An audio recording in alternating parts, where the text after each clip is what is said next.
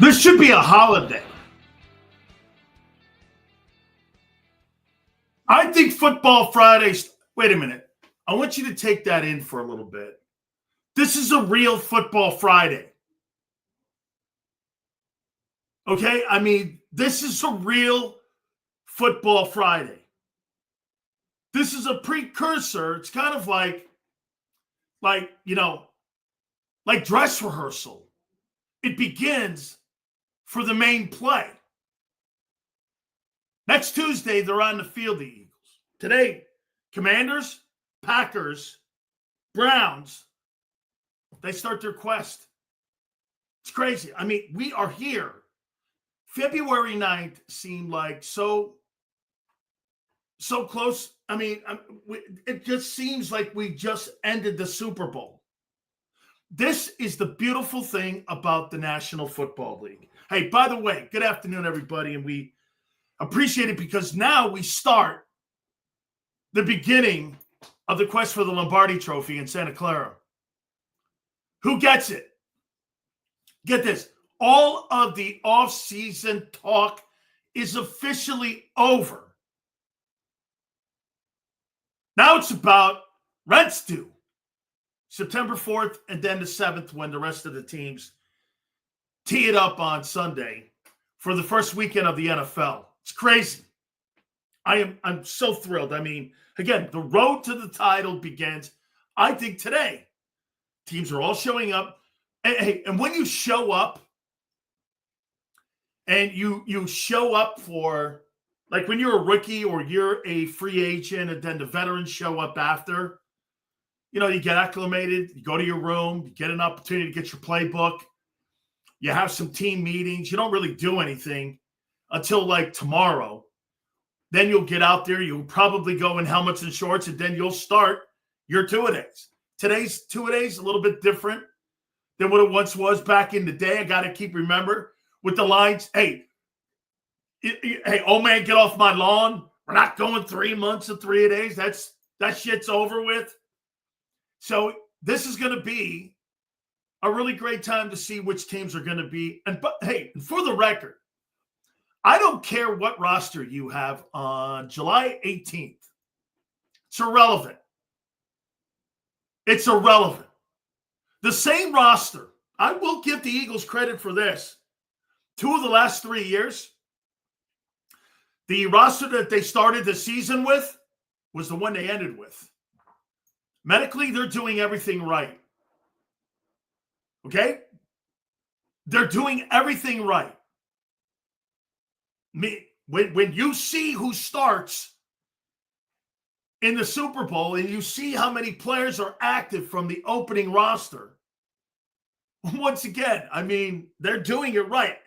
The old way of playing in the exhibition season is now officially over with. Guys, do me a favor. Hit the like button. Super chats go to the top. We appreciate it. We are going to start the show off here with a little bit of an education. Do you actually know what Vic's defense is trying to do? Vic Fangio. Then we're going to go into my recap of the offseason. We're going to talk a little bit about the new players.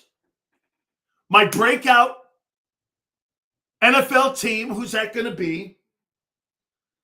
The Cowboys have some noise going around them as usual. But do you guys actually know what the Vic Fangio style of defense is and what he is trying to accomplish? Do you know? When people say people are copying him, the formula and the blueprint of Vic Fangio's defense was taken from Tony Dungy, the Tampa 2. Now, I'll give you the differences in what Vic has done with the Tampa 2 and what he has done with a scheme that he's more of a chameleon today. I'll give you a fair assessment. It's more of a modernized Tampa 2 defense on what Tony Dungy did back in the day. And I'll give you the differences and I'll give you the similarities in what he's trying to do. And then after that, what we'll do is we'll ask the question, do you have the personnel for that? Simple. And then you'll get a better understanding of the type of player that they're looking for. Okay?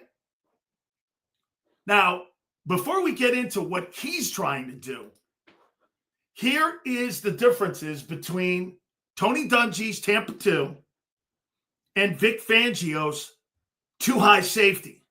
The Tampa 2 defense was, again, because of Tony Dungy, and they called it Tampa 2, the coverage variation of cover 2, where the middle linebacker is responsible for the middle of the field in passing situations.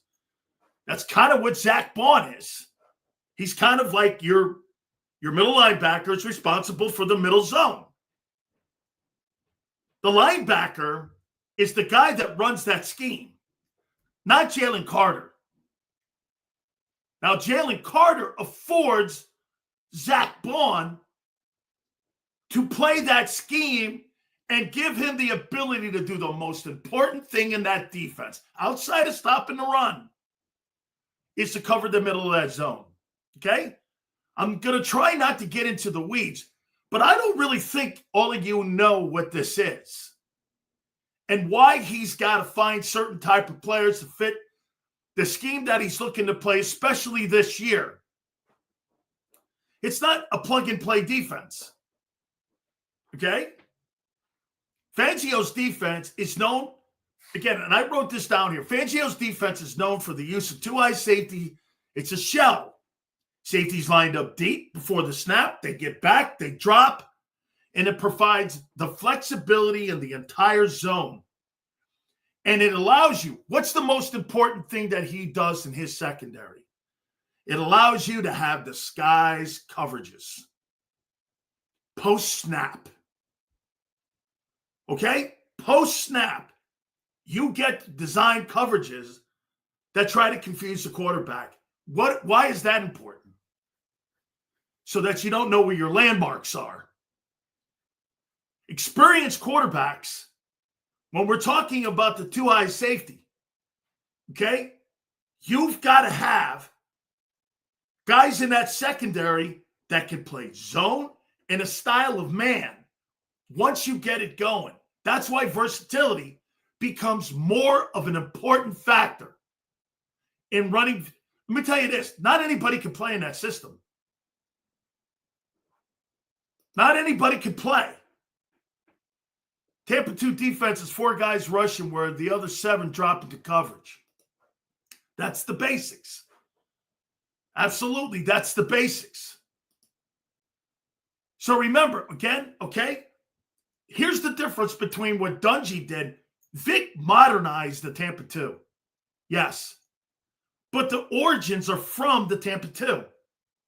So when people say, Vic copied this, then elevated it and modernized it. He modernized the Tampa 2. You see Todd Bowles run that same defense. Todd runs more of a variation. And let's not forget something. Who's been a more success? People will say that Vic's been a more successful coordinator. Really? Than Todd? Or Brian Flores? Tampa 2, yes. The guy in Kansas City? It's crazy. When you talk about Hurts' resume, what about Spagnuolo's resume? The primary difference is in the front 7, just like Kyle said. Fangio's defenses often utilize more two-gap up-front guys. And it's focused on letting the players in your defensive front stop the run. That's why Zach Bond had a sensational season. Okay? All right? That to me is the number one thing. It's not about pass rushing. It's about pressure and stopping the run in Vic's defense. More so, here is exactly. It's a complex zone-heavy system. 97% of the time he's in zone. And it's all pre-snap versatility rules. Do you know what that means? It's pre-snap versatility rules. Do you guys know what that means? You've got two responsibilities when the ball is snapped. Pre and then post. You've got to get to a point. Do you understand what I'm saying? You're not covering a player. You're covering a zone. So when you guys say somebody locks down a wide receiver, couldn't be further from the truth. You're locking a zone down. How could you think you're covering a guy and you're a lockdown guy when you're not covering a football player? You're covering a zone, pre and post. I mean, there's no, and hey, by the way, it is great to watch. It's totally great to watch. Who do you think the key players are in the Vic Fangio defense? Who do you think the key? There's three key players in that defensive scheme. And they'll be counted on this year. Who do you think the three key players on?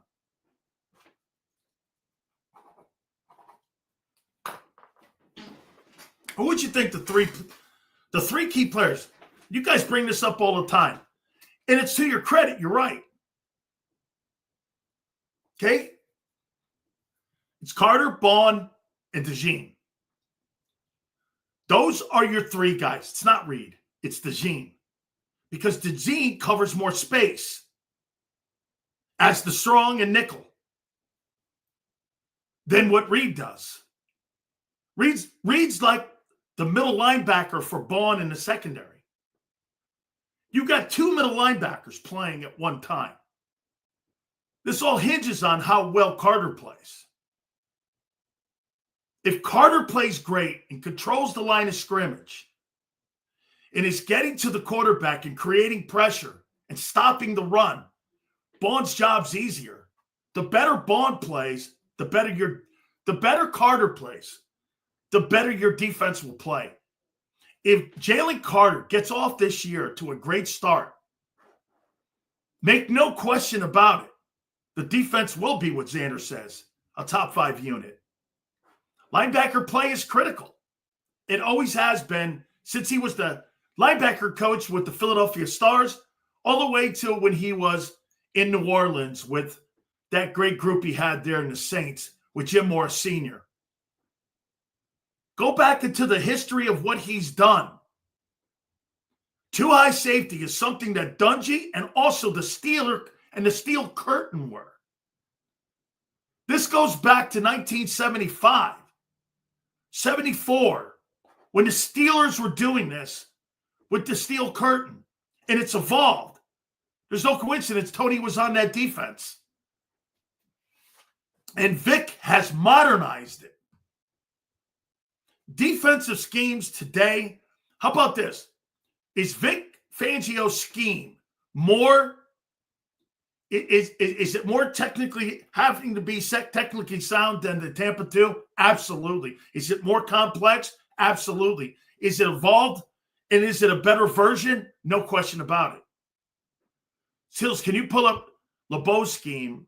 Is there any similarities between Totally. Those are the blueprints of where did Dick LeBeau go? Dick LeBeau's a former Steeler type of guy.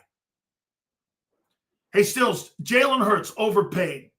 He doesn't pass. Absolutely not. He's not overpaid. He is not overpaid.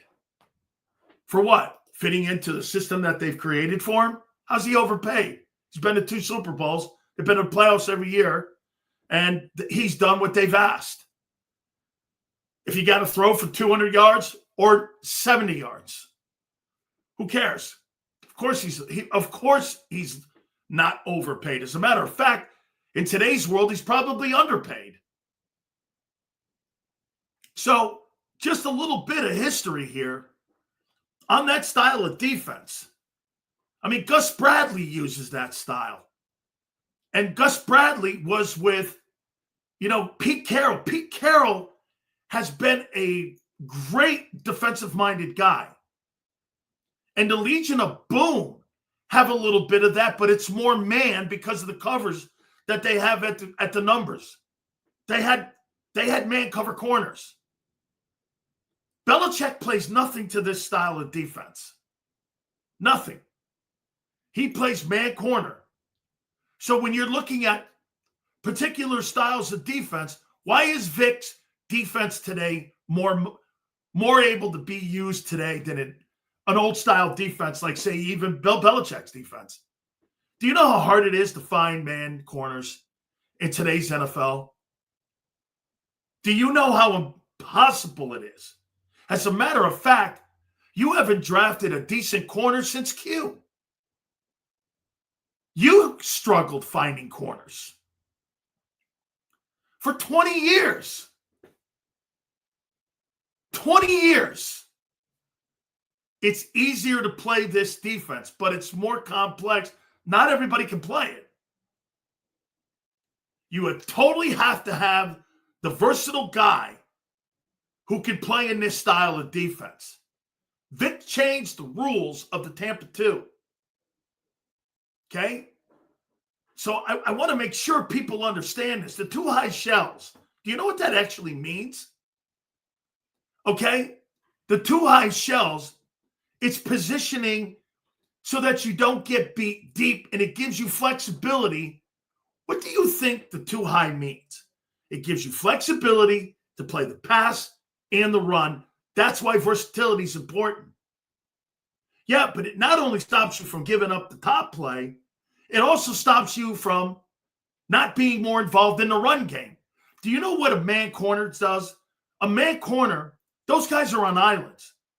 If you can run the ball, I can run the ball on a man. Why do you think the Eagles have so much success running against football teams in today's NFL? All defenses are set up with man cover corners. They're not going to be instrumental in the run game. They're just not. That responsibility, again, when you play that high off the ball, you see the field more, it gives you a better chance to play the run. That's probably right. It's more of the 46 than anything else what Vic runs. Get this. The light boxes that you see on the defensive schemes that he has, he's got very light boxes. Okay, you don't have, get this. Do you understand what light boxes mean? A guy like Nolan Smith can play in that defense because you could be an undersized player and play in that scheme. Look, most of the time we come out, we have a bunch of fun. I'm trying to help you here on what exactly they're trying to do here, and showing you that the players that you're drafting and the players that you're signing, this makes for what they've done in the offseason sound more, and it gives you more credibility on saying that the defense won't have a gigantic drop-off. Okay, they have an area near the line of scrimmage, okay? It allows the defenders to cover and disguise. Do you understand what I'm saying here? I don't want to go in the weeds too much here with this. It is so complex. He's elevated the Tampa 2. Okay? Zone coverage focus. When you're looking at how he focuses on zones and covering wide receivers, the scheme relies heavily on zone coverages, particularly of variations, not of cover 2, but of cover 3. You can even drop into a 4. This gives you the versatility that you're looking for. Pre-snap deception. Okay? Pre-snap deception. Hey, bro. Sills, these are hyenas. It's okay. Don't worry about it. The good football people in here understand what we're saying, I think. I don't want to get too deep in this. So my point is this. Listen, I don't want to go and keep going down this lane here, because some of this stuff is like, I mean, really, you have to be like a rocket scientist, and you really have to know what they're doing. And most of you will never know, because it is not just line up and plug a guy in. Keely Ringo has such a demanding role. Okay? He has such a demanding role. First year opportunity. By the way, do you guys understand what I mean by pre-snap deception and pre-snap rotation? I really don't want to go down in here because this is way over your heads. You know the difference between pre-snap deception and pre-snap rotation. Do you guys know what that means? Okay? Do you have an idea? Most of you in here will be like a high school team and say, yes, you do, and you don't. For those that don't, okay, you have to know this. Deception is this. They're going to set up and line up in a disguised coverage. Then what they're going to do is they're going to roll to it post-snap. That's why it's so important. Do you understand? With a quarterback, the later he gets in his snap, the later he gets in, this will be the last thing I say on this because we're getting really in the weeds here a bit. What's the most important thing per play for a defensive football player? Do you guys know exactly what it is? It's not having substitutes going on your defense where you could play with everyone on the field and not have substitutes. Why is that important? The longer you get him into the snap count and the clock is ticking down, 10, 9, 8, 7, 6, he's got to set the line of scrimmage. Once he sets the line of scrimmage at 5, you pretty much know what his landmark is going to be. And you know what his landmark in the secondary, free or strong or linebacker or nickel or dime, is what it's going to be. Once you do that and you get him set, he can't change. You can. Post-snap, you go to the exact coverage. That's why they had such a great job last year in covering people, because they didn't have substitutional situations in the game. They kept everybody on the field. And what you do, every single time you keep people on the field in personnel sets, that's a nightmare for any quarterback, including Matthew Stafford. Now, what does this all mean? You got 5 new starters. I'm going to get to more of that here in a minute. You think those guys who've never started are going to pick that up right away? Now, the type of guy you recruit, the type of guy you sign, and the type of guy that you draft. That's the kind of player they're looking for.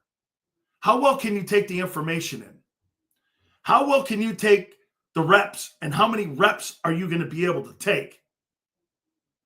Okay? That, to me, is going to be one of the storylines.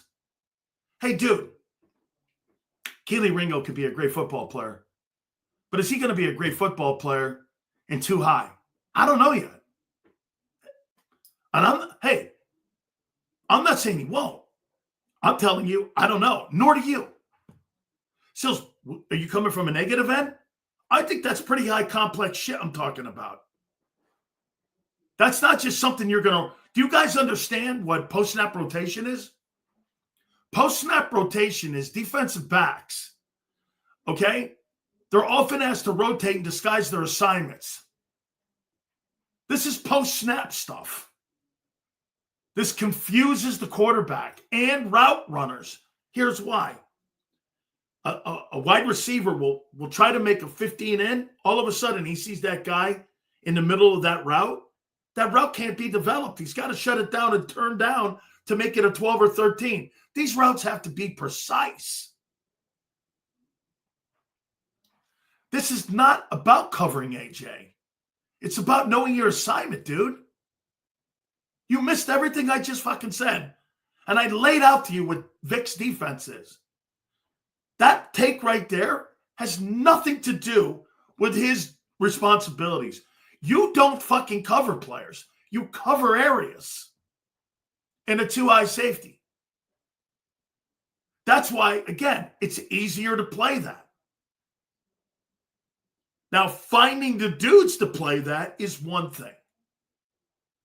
That's why when Vic was making that comment last year, how good will your defense be? I don't know. I don't know. We'll know by halfway through the season.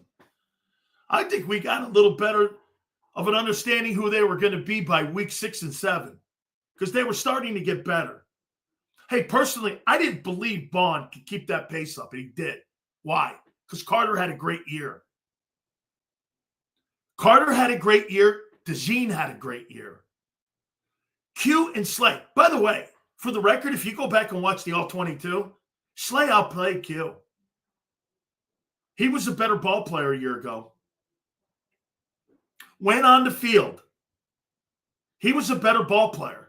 Remember, my problems with Slay was not that he wasn't good, but that he was in and out of the lineup.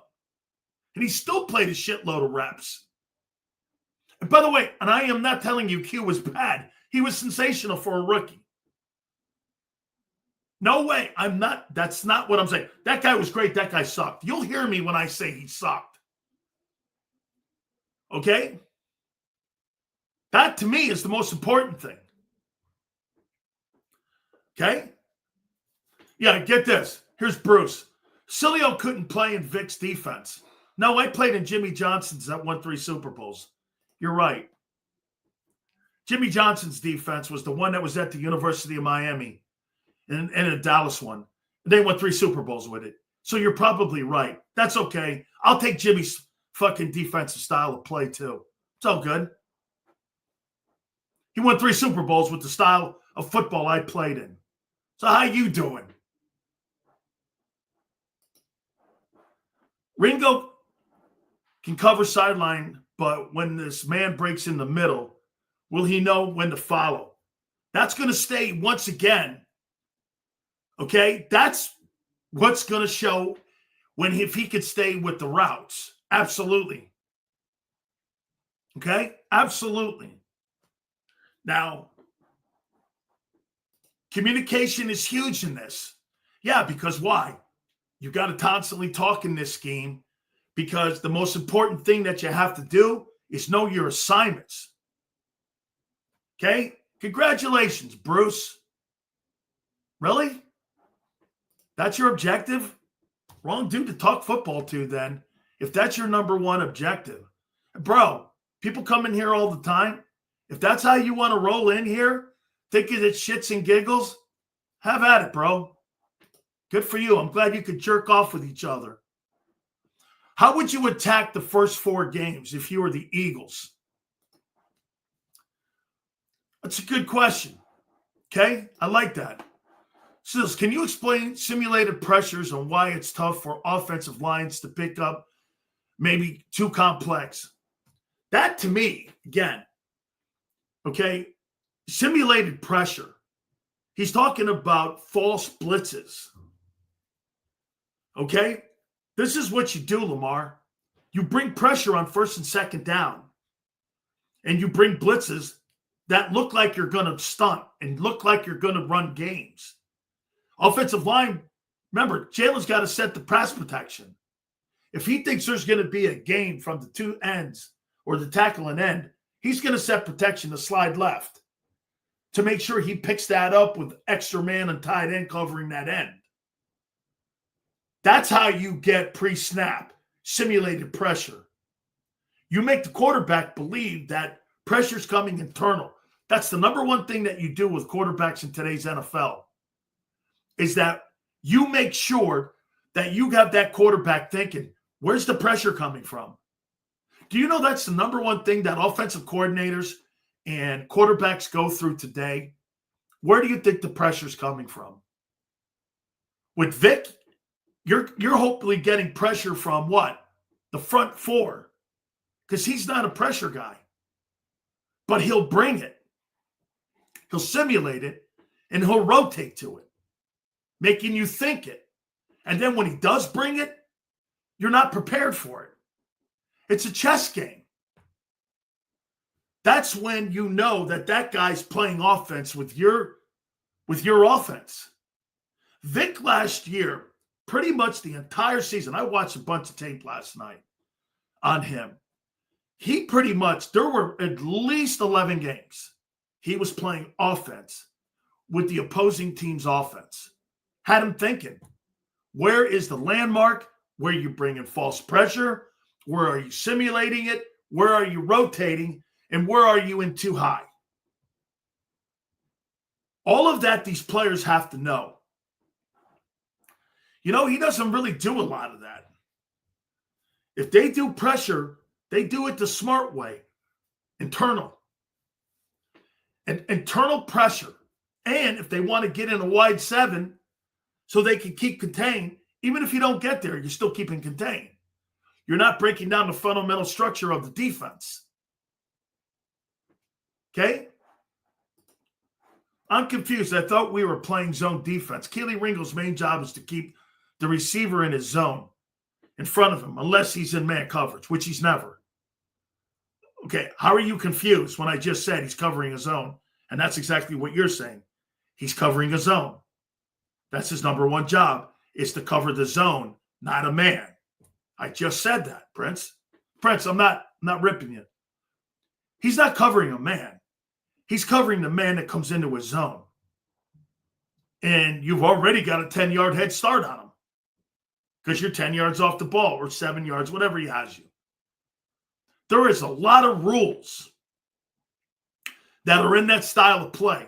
So I would ask you, with all those changes, man, that's why to me, maybe I should have did this at the beginning. Thanks, Prince.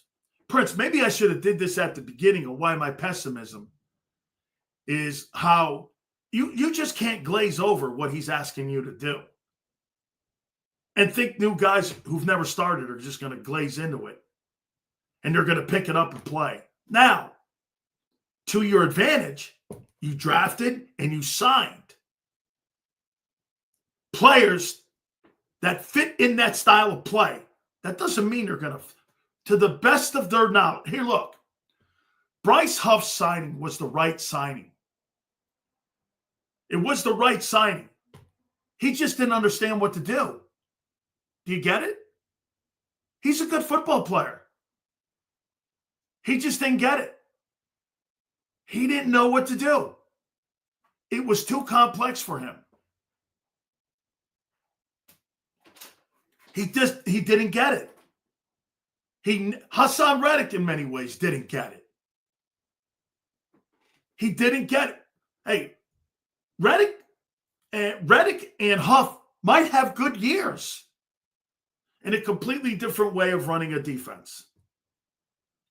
Vic Fangio you guys may say this, man, that's not really a pressure defense. But I'll tell you one thing it is a highly complex defense that without any question is one of the toughest defenses to run in all of pro football. He may not be the best coordinator in my eyes in pro football, but I'll tell you what he does do. He is a chameleon every game, every year, every week. He does more with his group than pretty much any defensive guy in the game today because he's evolving that based on personnel. That's why when they lose Gardner Johnson, okay, so what are we going to do with Gardner Johnson not being back there? Maybe you're limited in safety. What do you do? More responsibility on Bond and on the nickel. So they're going to create what? New rules. That's how you change. That's how you change with free agency. You lose Josh Sweat, you lose Milton Williams, you lose some of these other players. You create new rules inside of a scheme that you're developing for this particular personnel. Guys, let me ask you this. And let me throw you something here. If Jalen Hurts has played in 4 different offenses, every year he's been a starter, what would make you think that you're not going to run a completely different look with different rules and different obligations and different assignments on your defense this year? Which means it'll look completely different than a year ago. In player assignments, player zones, all of that will be completely different. Because why? Personnel's different. I didn't say worse. I said different. Your offense has 4 faces. In the 4 years, okay, 4 fucking years, you've had a different offense on that side of the ball, correct? Okay. Why won't you think you're going to be different here? Hey, and to me, if I'm the Kansas City Chiefs or if I'm the Dallas Cowboys, I'm not knowing what to expect in that defensive football team, not just based on personnel alone. Hey, there could be an advantage to that. Absolutely. You're not going to run the same fucking stuff you ran in the Super Bowl against Kansas City Chiefs. The Chiefs aren't going to see the same defense. You're just not. All right. So, okay. Now we're going to get to our topics. So I wrote down 5 questions. And we're going to tie it all in here. How do you guys think the postseason has been for the Eagles? I should say the offseason. Okay? So are you telling me that this season the defensive scheme will be different but the same, if that makes sense? Well, let me ask you this, Nick. Yeah. How could you run the same scheme without the same players? Do you think really that you're going to ask Nolan Smith to play 950 snaps or whatever Josh Sweat did, and he's going to have the same impact? That's awful large. Or that your safety, Makuba, is going to play 1,100 snaps? Is that exactly? And right, I just explained it. I knew some of this would go over some of your heads. I'm not meaning for it. I really didn't. I'm not trying to do that, but I don't really think some of you understand Vic's mentality and approach on how he constructs a defense every year. Every team is different. He doesn't have the same defensive unit every year. And nor does he have the same defensive approach. The only thing that stays common is the too high. How about counting the postseason too, my friend? Okay, so, I mean, continuity? There is no continuity in today's NFL on defense. How can you have continuity when you whacked 5 starters off your starting lineup for the Super Bowl? What continuity are you talking about? Now, continuity and the type of player you recruit and sign, yes. But continuity? How can you have continuity when you have massive turnover of at least 18% in your rosters each and every single year? Plus the starters that you lost. Like I said, you've lost 5 starters off your Super Bowl. Okay? And by the way, to this point here, Vic is only as consistent as the players perform inside that system. That's why one year he could have the 11th ranked defense. One year he could have the 17th ranked. One year he could have the 1st ranked. It's not the scheme that will fail. It'll be the players that fail. Dave Lundstedt told you that. Plain and simple here. Just because you have Vic Fangio doesn't mean you're going to have the 15th best or the number 1 defense in the NFL this coming year. It's going to be based on player production, not based on scheme. He's going to put you in the best position. And by the way, he's going to put the right player in the right position, no matter what the name on the back of the jersey is. The best player will play who has the knowledge of understanding what's being asked of him. I've told you this before. What made Bill Belichick the greatest defensive coordinator in the history of pro football, and he is that he attacked the dumbest person on the offense, on the defense or on the offense. Who doesn't know what he's doing? Who doesn't understand what the responsibilities are? You don't attack talent. You attack knowledge. And that's why I say with 5 new starters, again, I want to see that. Okay? I want to see it. Hit the like button, guys. Supers go to the top. So I wrote down 5 questions. Okay? We're going to go over them here. How good do you think the offseason's been for the Eagles? How good? How good do you think the offseason's been?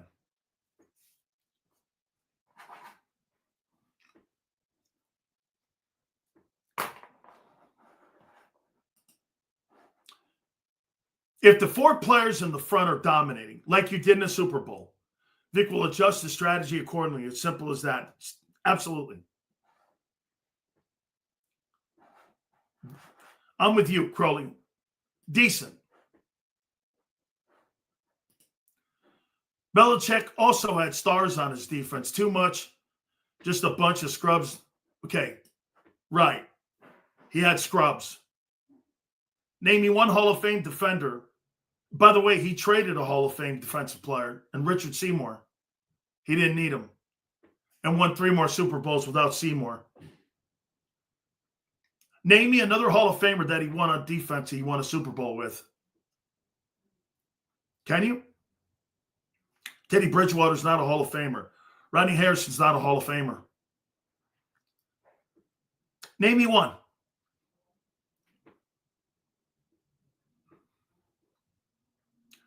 Not Hall of Famers. Not Hall of Famers. Hey, Lawrence Taylor was in New York. Okay? No doubt. By the way, Nick, you think there's any coincidence? Revis, right? McGinnis was drafted by Pete Carroll. Okay? He was drafted by Carroll, not by Belichick.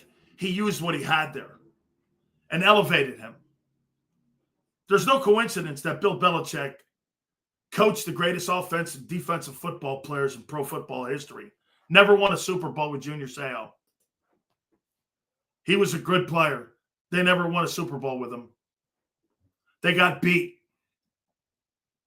Hit the like button, guys. Appreciate you guys here today. Thank you so much. We got Bond back, signed a couple dark horse players, drafted solid players with upside.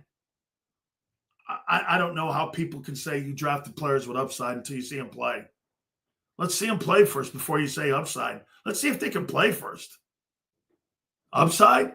Optimistic thinking? Sure, no problem. You're the champs. You should have optimistic thinking. Me, I'm more, let's see if they can play. Tyler Steen has proven to me he can't play yet. We'll see if he can win the job. Sidney Brown his injuries have played a factor. We'll see if he can play. I want to see Nolan Smith play 17 weeks. Ty Law was another Pete Carroll guy. Okay. Here. So you guys, some of you guys, name me something that they did in the offseason that was impressive.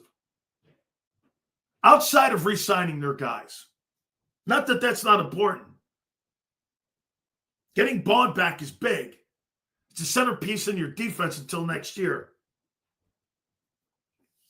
What did they do? They drafted a prospect in Jahad Campbell who won't be ready for the start of the season. We don't think. He may be. What else did they do? Cap for future signings. I don't give a fuck about next year. What did they do for 25? What did they do for 2025? I don't give a shit about 26 and 27. What have they done for 25 to improve the football team? By the way, did they improve the team?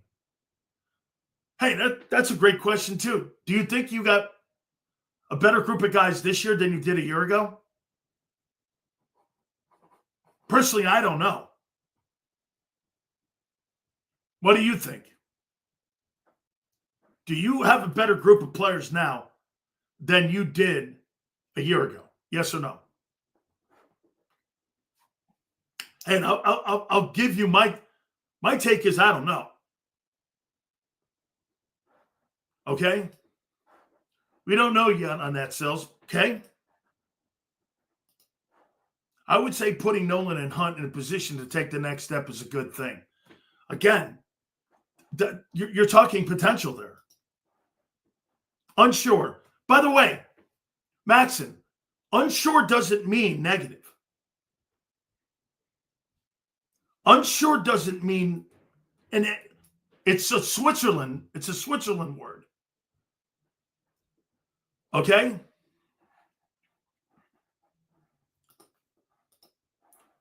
So why do you say Ty Law was a Pete Carroll guy? Belichick was the mastermind behind that defense. Because Ty Law was there when Pete Carroll was there.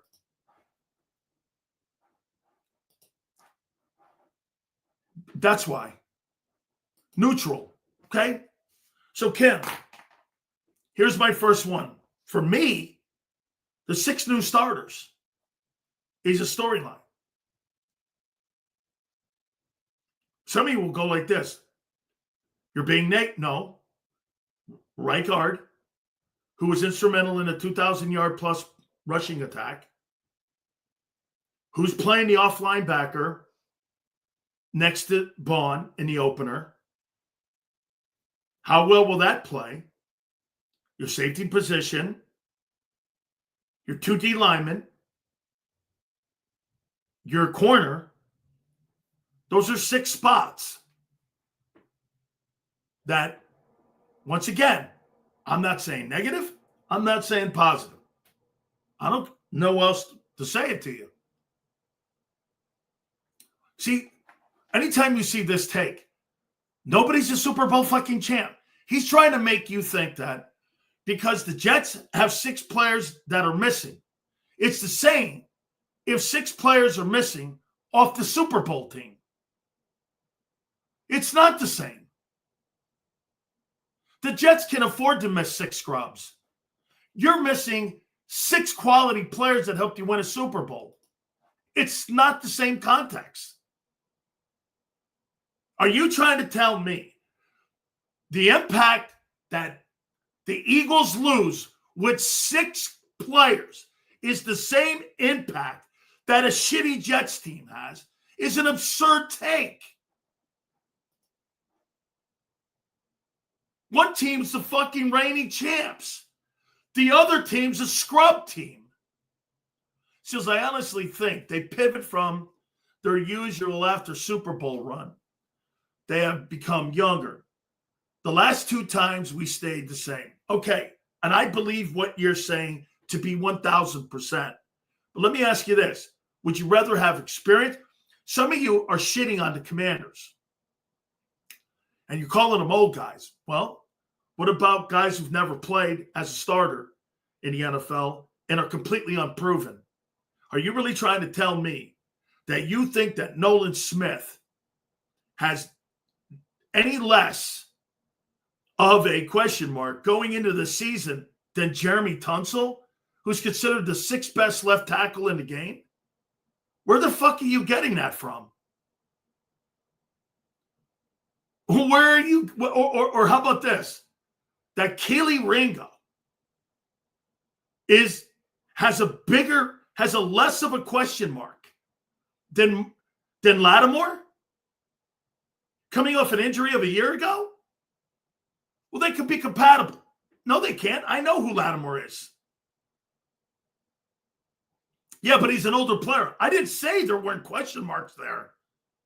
But to try to tell me you got less of concerns with Keely Ringo over Lattimore is fucking stupid. Hey, by the way, he's considered still one of the best corners in pro football. Whatever you want to say. Of course he's washed and no good. Just like CJ's washed and no good. Like Milton sucks. Josh sucks now. CJ blows. He gave up too much. I get it. Even though his resume speaks to a higher volume of success when he was here in Philly. Okay, sure. I get it. I'm not debating that stuff anymore. 6 new starters. Good or bad? Early in camp, we get to see where Vic wants guys to start. While we are versatile, across the D, it's important to know that Vic sees base positions. Yes, it's a great take. That's a great take. Prince, you're on fire today, man. Sills, I believe the approach would benefit the team. They will understand the grind and not, being in the environment, being on a championship team, understanding what's expected of you, knowing your role, having an understanding of the defense. Absolutely, Prince. Being in it and around it, there's no question that rubs off on you. Absolutely. Yep. Yes, sir. That is a real key. Prince, that was always something for me on a lower level with the University of Miami, when you had great players like John Beeson and then you had Ray Lewis behind them, no question they benefited by seeing the game. Prince, to your point, when you're sitting here, Moro Ajomo, it's a great point by Prince. This is a great point. Prince, when you're sitting in a film room and you're watching Milton Williams and you're watching Josh Sweat and you're the backup, and you know one day that's going to be your role. You're watching how they prepare. You're watching how they see film. They're watching what they're looking for the next opponent. They're watching all the intangibles on how you get into a routine to play in the NFL. No question. But when you have success in a team like that, it becomes contagious, which means you know the environment and you know the culture in the building. And then you have guys like Milton Williams, who was talking with who? Fletcher Cox, Brandon Graham. All those guys are passing that knowledge down. You think Cam Ward, you think Cam, the center, wasn't sitting there watching how Kelsey watched film and how he set protections? He goes, what are you looking at? When you see that linebacker there? He's given a false rotation. The true landmark where the pressure's coming from is going to come from the perimeter. We should fan here. I would call odd fan, odd or even, depending on what the front is. You're in a 34-43. You're in a 52. You're going to hear fan, zone, man. That's what Kelsey's job was. Fan, zone, man. If he sees pressure going right, we're going to fan right. You know what fan protection means? Everyone slides one step right. It throws off the defensive line because different responsibilities. They'll fan to the left and right. It's all in the feet. Or they'll do a zone blocking. Becton just goes up, and if they're in a 34, he goes up on the linebacker and throws them out of the club. There's no doubt that what Prince just said, you're sitting there watching and you're taking notes. You know the best thing a young player can do? Watch the guy in front of you, how he preps. Okay. What do you see there on that route that Justin Jefferson's running? You see what he's trying to do here? He's trying to get a quick release off you. So he's going to get into you. You know what the key is? Give him a false punch. Play the technique. Keep your outside shoulder free. Punch him to the left side. Make him have a free release inside. Why do I want him to have a free release inside? It's where pursuit is. You've got to think all these things when you're a new first-time starter. It's not just about lining up. Who's the best fucking guy on the planet? You've got to know pre-snap, post-snap, rotational pieces, pressure, coverage, deception, rotation, deception. And you've got to know where you are in the field. What do they like to do? I'm plus 35. What's the number 3 plays, top 3 plays they like to run? All of this is in your game plan. And when you haven't started downs, okay, that's going to be a question. Understand? By the way, there's no fucking gloom and doom, dickbag. I'm telling you what these players have to prepare for. No gloom and doom. I haven't said they can't do it. Guy's an asshole. All he does is come in here every single day and just sit here and post dumb shit for 4 hours. He's the most ridiculous guy. I have not been stalked like this, like I said, since that chick at UM named Denise, who used to sit on my porch and wait for me. Hopefully I would bring her in and I wouldn't. That's what this guy is. I'm not saying anything about gloom and doom. I'm just telling you what these guys are going to have to prep for and be prepared for. Did I say they sucked or couldn't do it?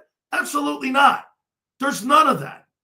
Hey, LJ, you go write my name on your hand again and go sit in the corner. Go ahead, man. It's all good, dude. I'm sick of this guy. I mean, really. Terrible takes. Terrible way of looking at shit. It's like talking to a 4-year-old. At least a 4-year-old, I get it. Him, he's like a chick. And then he'll turn around and tell you guys, I got him. Got him what? You spent your night last night worrying what you were going to say to me. I mean, you can't get any creepier, dude. Seriously, you have to be wearing your mom's panties. You have to be. Or your sister's. It's really kind of weird. You are a weird dude. I mean it. What a fucking weird dude. This guy stalks me every day. I have to thank him, I think. Okay? All good, dude. Have a great season. I hope the Argonauts win. Had a big game last night. I saw it. I hope the Argonauts win. Or maybe Saskatchewan. I swear to you, either the, what is that team? The BC Lions or the Toronto Argonauts have a fabulous year. Yeah, congratulations. You're another one, Jessica. You can go sit in the room with them and be weird. Holy cow. Really? Let me tell you something. Some of you should be very thankful I even recognize you. Hit the like button. Okay, so 6 new starters. Okay? 6 new starters. Hey, bro, I love you, man. You kidding me? I love this guy here too. Okay? RC, I love you too. No doubt about it, man. Some of you guys are fucking weird. Hey, do you think I can really get sales today? Just weird. I don't know. I mean, dude, I want to tell you, I've been spoken for. I've been married for 37 years. Holy shit. Hey, you too, man. This guy right here, he's another winner. Some of you guys in here are hilarious. Holy cow. All right. So the next one. So I wrote down 6 new starters. Okay. Hey, Big Sills, go Birds. It's going to be a great year for you guys. Takes a special person to troll at that level. Yes, it does. Yes. Take of the day. Anybody who can make my couillons feel like raisins, no doubt about it, Roland. Ronald, excuse me. Hey, Ronald, anybody who can make my cannoli shrivel up in my cannoli like a raisin, yes, you're correct. I mean, that's a whole new level. It totally is. You talk about uncomfortable. Holy cow. This guy LJ make you feel uncomfortable, man. It's like wearing his buddy's thong or something. Crazy. All right. So 6 new starters. Have you guys addressed the 6 new starters? How do you feel about the 6 new starters? On a scale, how many of those 6 new starters will pan out, in your opinion? Love you too, brother. All good, man. By the way, there's a part of me that likes that creep, LJ. That's his new name, the creep. Okay? It's all good, creep. Have a good one, man. It's the same guy who talked shit on my kid yesterday. Fuck you, guy. Hey, how about this, LJ? Fuck you and your family. How's that? What do you guys, of those 6 starters, you tell me how many of those guys are going to pan out? How many will? How many will? How many will pan out of those 6 new starters? The guard, the safety, the corner, the linebacker, Trotter? How many? Most will. Okay? Most will. At least 3 of the 6. Wow, I'm kind of shocked. RC3, I'm kind of shocked. Okay?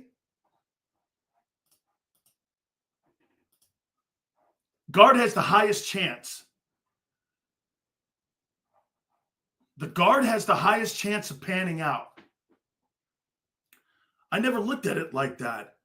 The guard has the highest chance of panning out because you're playing on the other side of Lane and Juergens.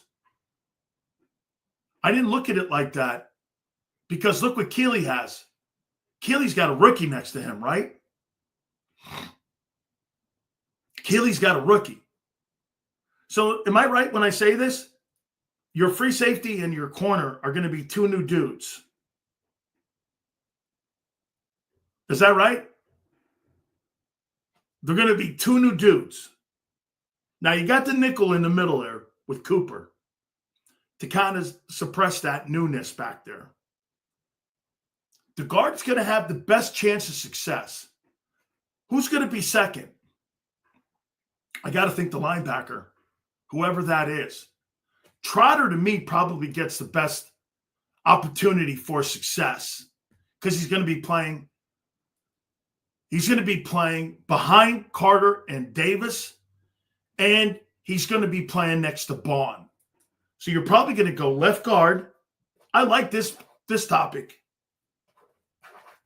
Off linebacker. Who's next? Those edge guys are going to be the safety. You're playing next to Reed and you're playing next to Cooper. I would say this, playing next to Reed and Cooper. I think it's going to be the safety position. Then it's going to be your edge rushers.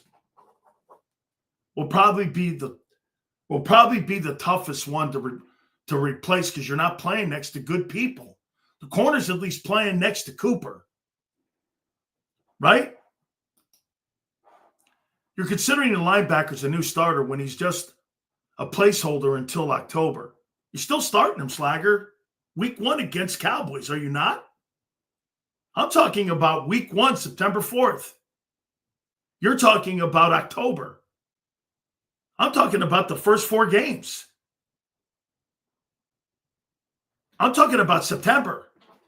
What about those games? What, they don't matter? Cowboys, Chiefs, Rams, Bucks. You blowing those games off? Sills put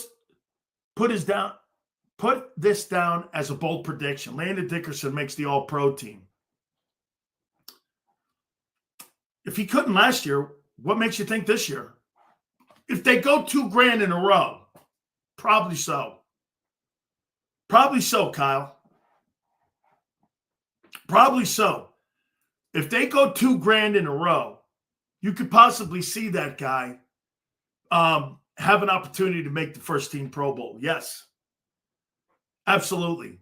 But there's a lot of competition like there is at left tackle. So my next one would be this. It would be a new OC. Now, again, by the way, I'm not telling you any of these are negatives. These are just question marks I got. First one is 6 new starters.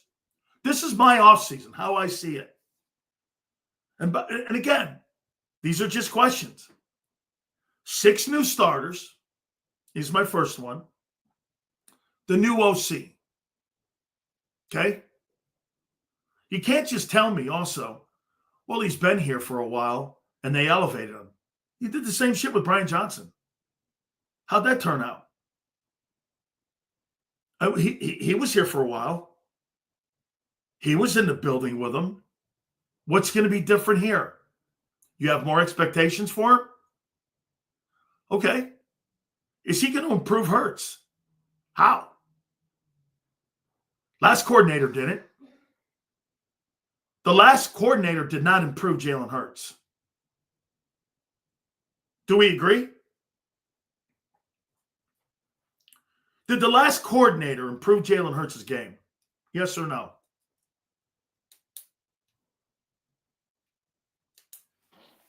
His individual game, what impact did Kellen Moore make on him?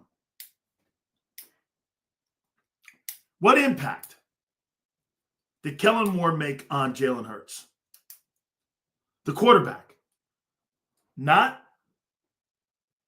the offensive approach itself. I'm asking you, what did he do?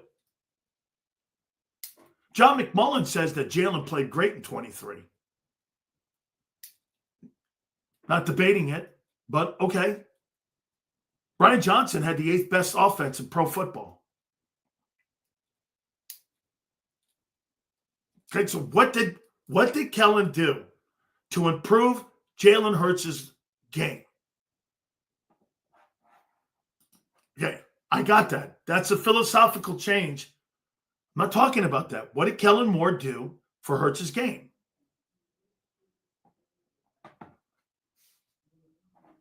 What did he do for it? I'm going to get to Kevin Petula in a minute. What did Kellen Moore do? Made Hurts an efficient at quarterback. Made it so stats made it look like we couldn't pass, but in reality, we just scored so damn quickly. That's not improving his fucking game, dude. What did he do? Play to his strength. Okay. What did Kellen Moore do to improve Jalen Hurts as a football player? Now, if some of you want to say this, he improved his knowledge of the approach of the game. I could buy that. I think Joe Brady did the same thing at Buffalo with Josh Allen. Look, if I'm going to use that same metric with Jalen, they took the ball out of his hands. They asked Josh Allen to throw less too in Buffalo, and it led him to become the MVP. Okay? And remember something that was different this year. The guy had to set the pass. He had to set the offensive line protections. How can you say he was reading defenses better when he still refuses to throw across the middle of the field? I think the approach of him seeing the game got a little better a year ago, especially at the tail end of the season. I think, get this, one of the reasons why I think also you saw low numbers and you saw more sacks. Why do you think you saw more sacks and low numbers? Of course, you're going to say, well, they ran the ball. Could it be because he was learning how to set protections for the first time in his career? Or no?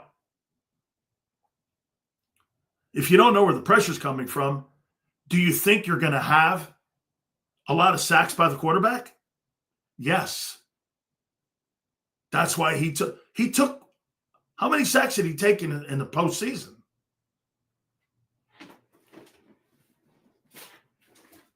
He's learning to set protections.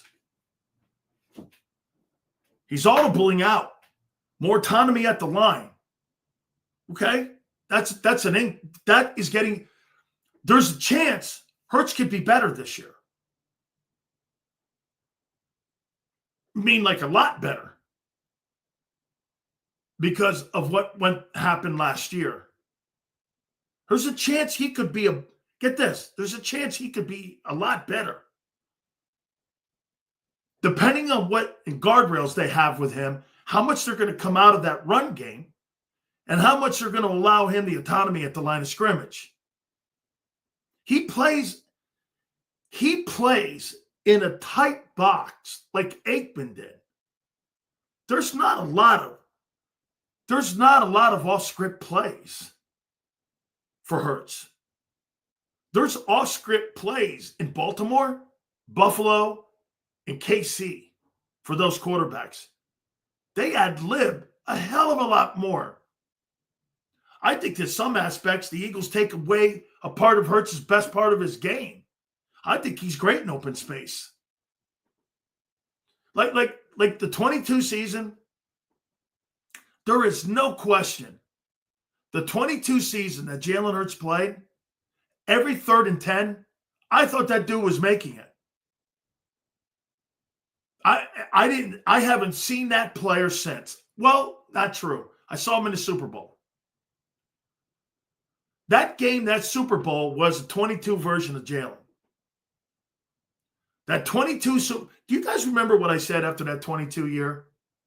You give me 22 Hurts, you're going to win a ton of Super Bowls. That guy, I hadn't seen him until the Super Bowl. He didn't play like that last year.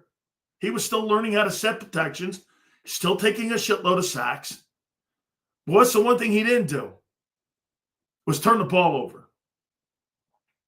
The not turning, he theoretically was the same guy he was in 23, minus the turnovers.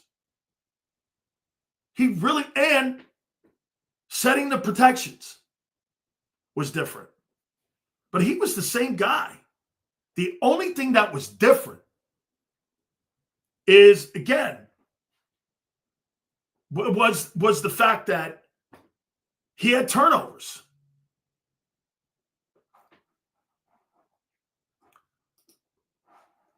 What we saw was the modern Hurts was who was better than 22. The Chiefs beat that Hurts and didn't have any answer for the man they saw because they were worried about the guy in the backfield that had 2,700 rushing yards.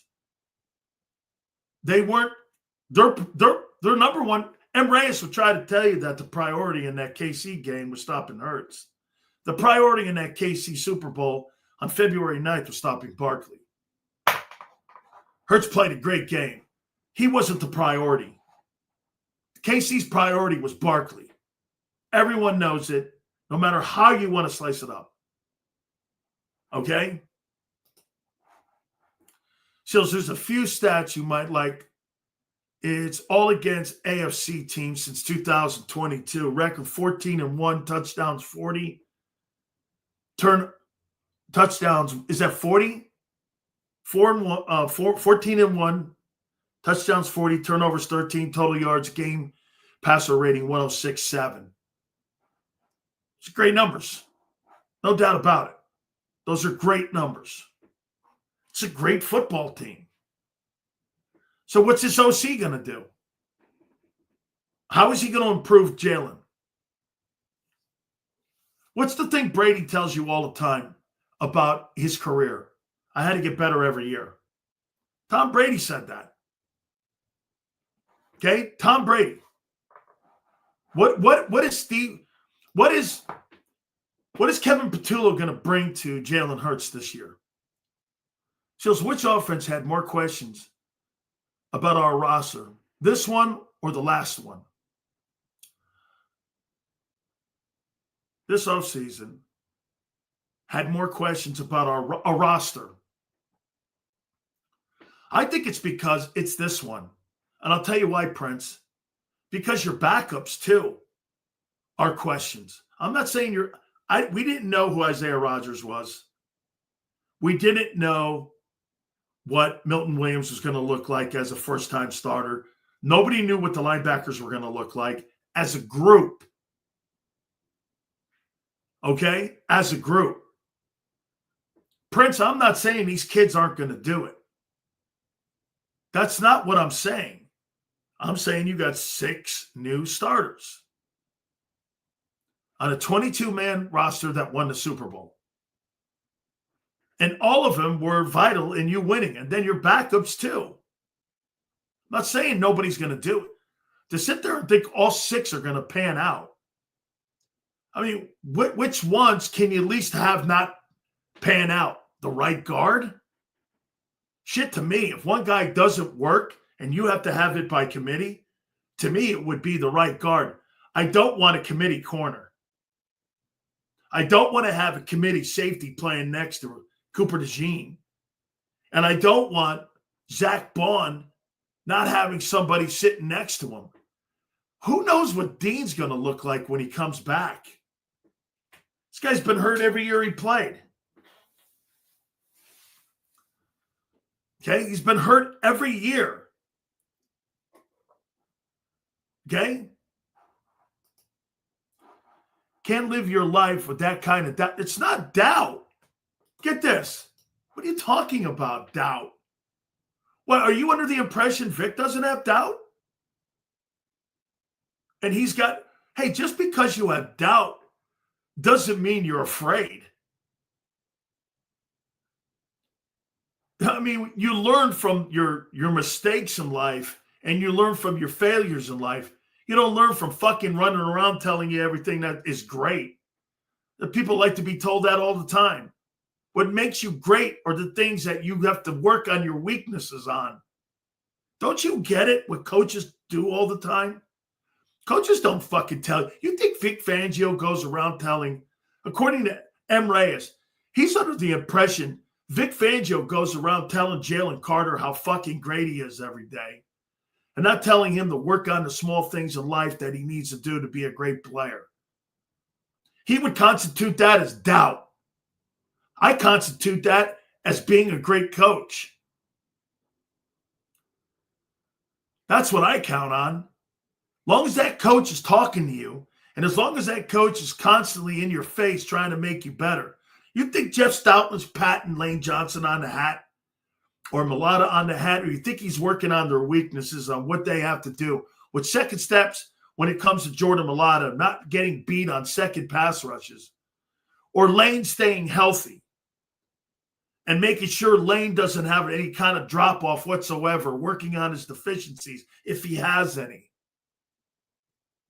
I don't know how you guys were coached in your lives. I don't remember great coaches coming to me going, hey, great job. When they did, it was something that was awesome. The coaches I had were all Super Bowl and Hall of Fame coaches. Get this. I had Super Bowl and Hall of Fame coaches coach me. That's who coached me. How about you? I've had Hall of Fame and superstar coaches coach me. I don't remember any of the M. Reyes stuff, patting on the hat. Hey, great job, kid. I remember coaches trying to get in your ass, making sure that you were better every single day, that you stepped on the field, and that there was a camera watching you, just like a scoreboard.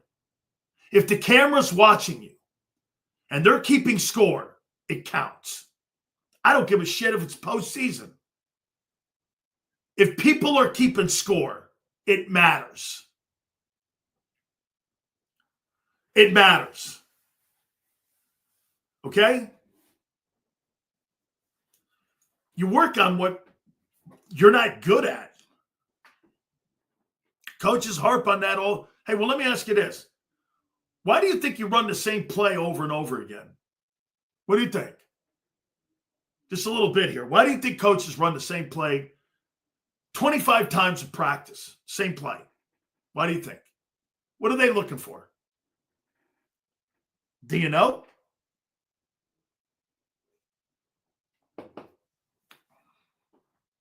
Why would you run the same play?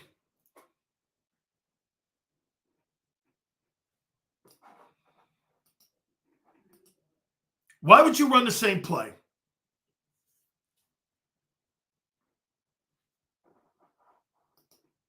Correct.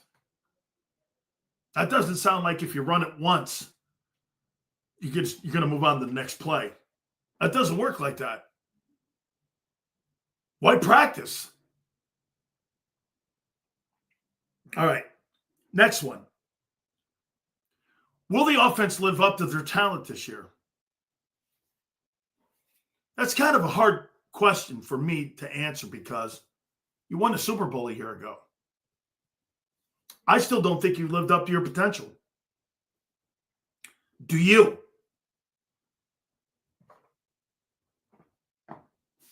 Let's see what some of you think. Do you think that offense from week 1 to week 20 lived up to their potential? Yes or no?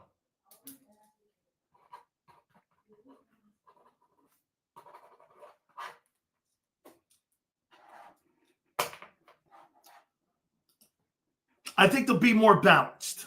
Okay? Abe says no. Abe, think about what you're saying here. Richard,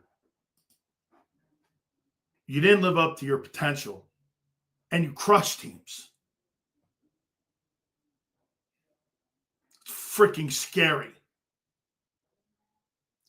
Scary. You crushed teams, and you didn't live up to your potential, you feel, because you were not a balanced football team. Some of you think it's by design. I think it's by what they wanted to do. They wanted to run the ball. I don't think anything morphed into anything. They just did it. They changed their mentality in the break, and that's how they went. There was nothing morphing into anything. They went with, they want to stop the turnovers. And so they ran the ball more. From day one out of the break, they ran the ball. Consistently at 23 times, they threw the ball. The rest of it was constantly passing. And Jalen being effective and efficient and a force in the run game. Not dismissing his importance. It's not what I'm saying. He's part of that. A big part of that. Our pass offense wasn't good. Our rush offense surpassed all expectations. Yeah, you had an A running attack and you had a C passing attack, but you won the Super Bowl. JD, that's why I say it's not a rip. There's room for more improvement, which means you could be more dominant. What's wrong with saying, I believe you could be more dominant? I don't know why some folks get you're so sensitive on wanting to get better. Yeah, I do. Absolutely. Hey, dude, I think that offense played at a B level all year long. With a chance to play A football, there's no stopping you. There's no stopping you. Okay? Don't want to improve the passing if the running wins trophies. Okay? So you spend that type of money on your perimeter wide receivers and your quarterback, and as long as you're a running attack, you're okay with the fact that you're spending that kind of dough. All right. No problem. $150 million on 3 dudes in your huddle, and you're good with being a running attack. I wonder if the Eagles are, with the economics that they're spending, if they're cool with that. I wonder if you guys think the Eagles think that their passing game was great last year. Do you think that?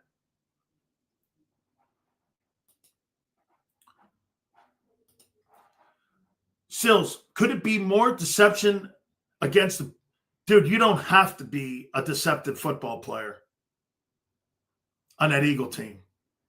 You line up and you're telling these people, I'm going to kill you. And no one can stop you. There is nothing like being physically dominated like that. There's no answers. A passing attack, there's answers to. How many games have you seen where people throw for five? I saw Tom Brady throw against you in a Super Bowl for 500 yards and lose. I've seen Tom Brady throw for 154 yards in a game and win. The passing stat, again, it's so inconsistent. Running is not. You run the ball for 170 yards or more, no way you're losing. The only way you're losing is if you're turning the football over. That was the Eagle mentality. Run the ball for 170, don't turn the ball over, play great defense, and it's over. And it was. Theoretically, that NFL season was over after the bye. It was over after the bye week. It was over. No team challenged you. That's why that run goes down like the run of the greatest show on turf. That goes down like as one of the best runs I've ever seen. Nobody really challenged you. Baltimore,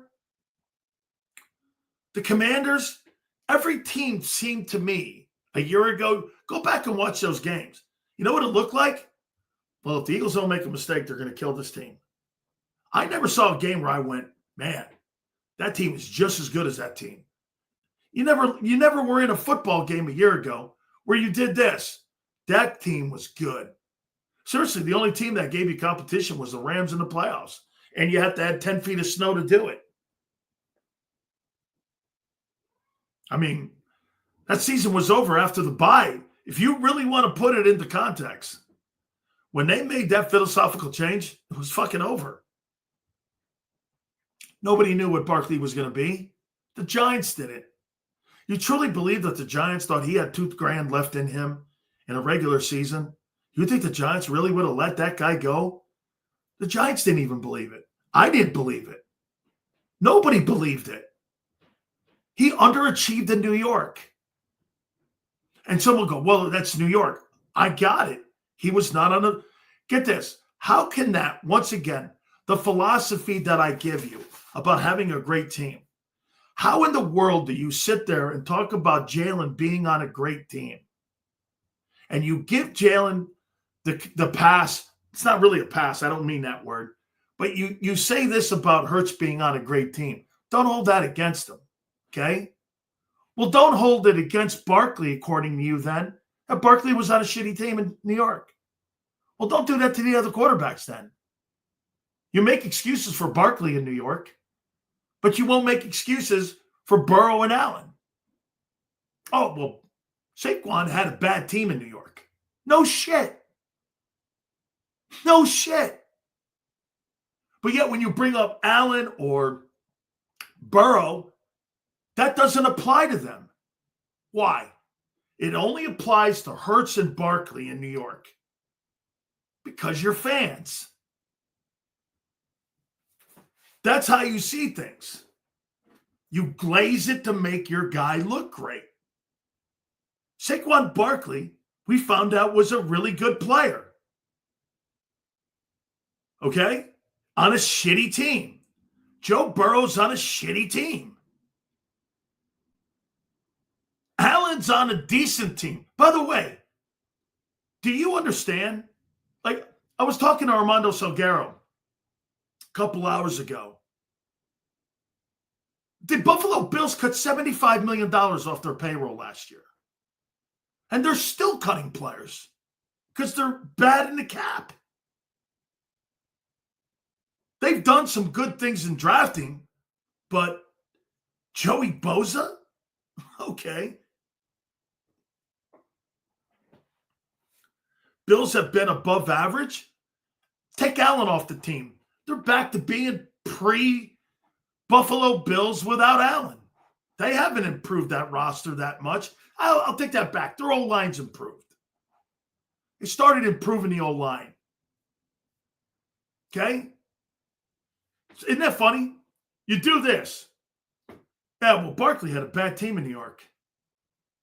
He came to a good team, and Barkley was always good. Okay. Well, that's a conversation all week about the quarterbacks. It's the same thing. If you're not going to penalize one, how do you penalize the other guys for the same way you look at your guys? It's fundamentally flawed. Well, I'm going to hold Burrow to a higher standard, even though his team sucks. And yet you didn't hold Barkley to a higher standard, even though his team sucked in New York. It's hard to say that the offense improves, even if Jalen has more yards. Might not be as effective. 200-yard rushing game is a great offense. It's an imposing offense. It's like having one hand tied behind your back and going into a football game knowing full well you can't use both hands in a fist fight. No question. So here, will Hurts elevate his game? What will the 2025 Jalen Hurts look like? I don't think it's got anything to do with numbers. 21, 22, 23, 24 have all been different. Okay? They have all been different. You tell me, what will the Jalen Hurts 2025 look like? I don't know. I don't know what their mentality is going to be. Do they want to improve the passing game? Do they kind of want to improve the passing game? Now, let me ask you this.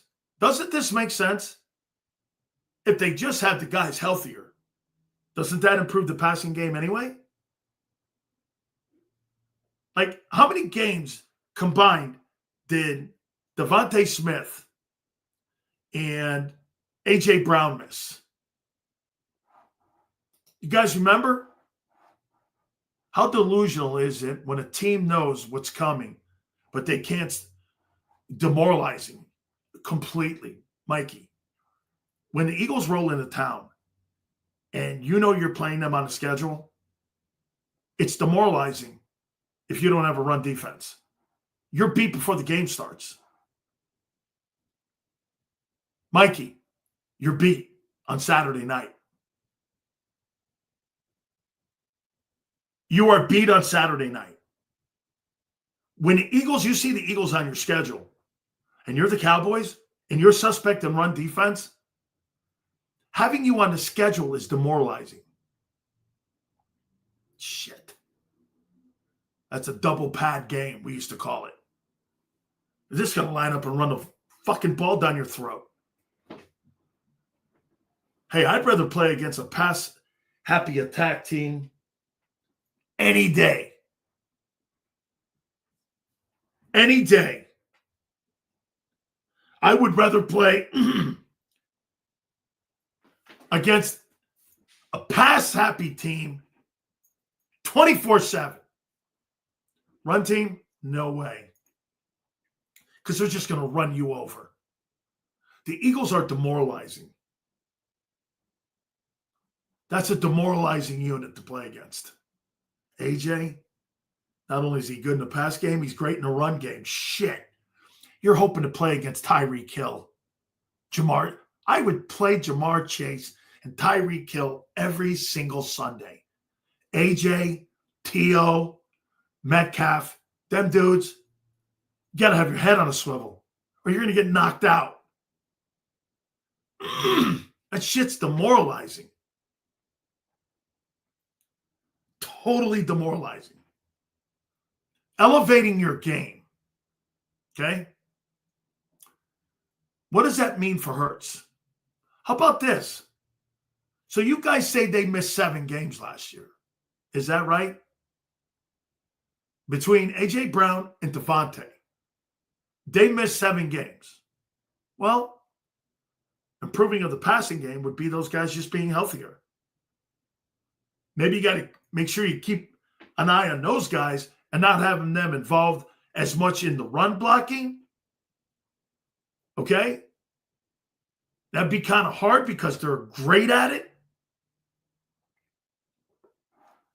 Correct?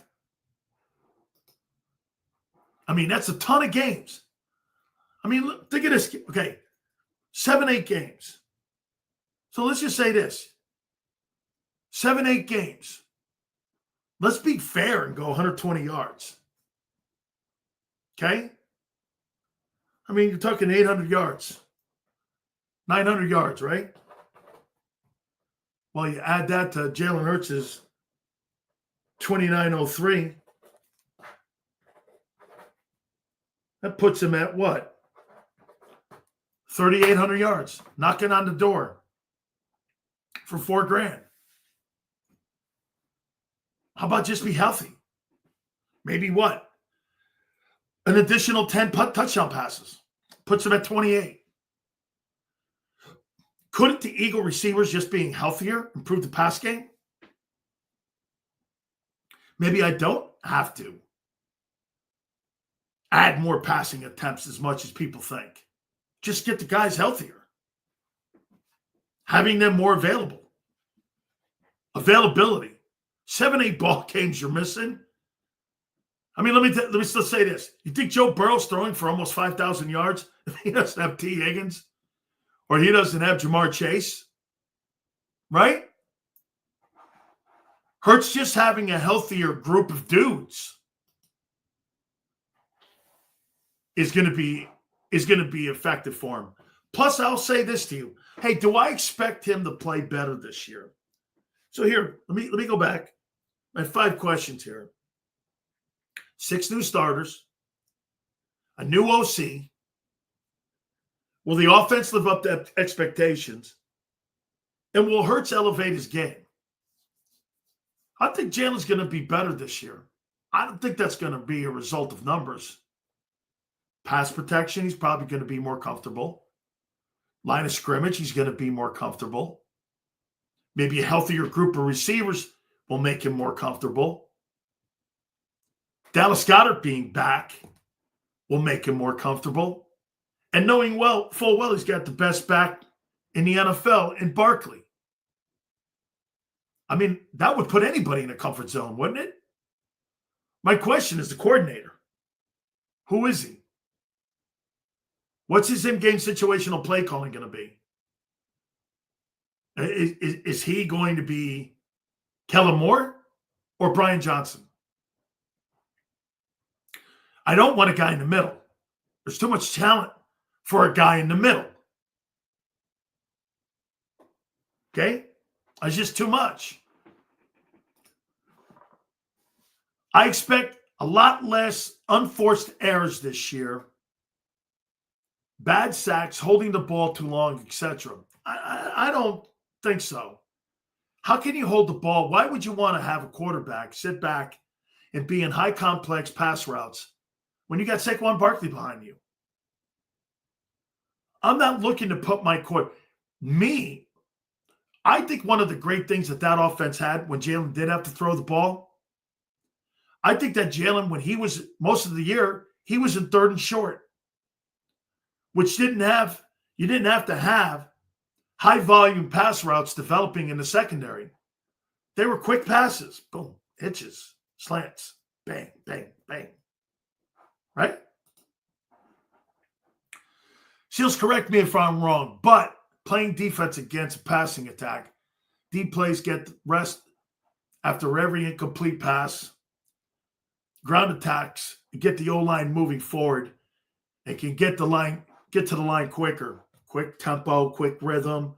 Pick it up, go. Pick it up, put it down. Pick it up, put it down. You get worn out with high tempo and running plays. Boom.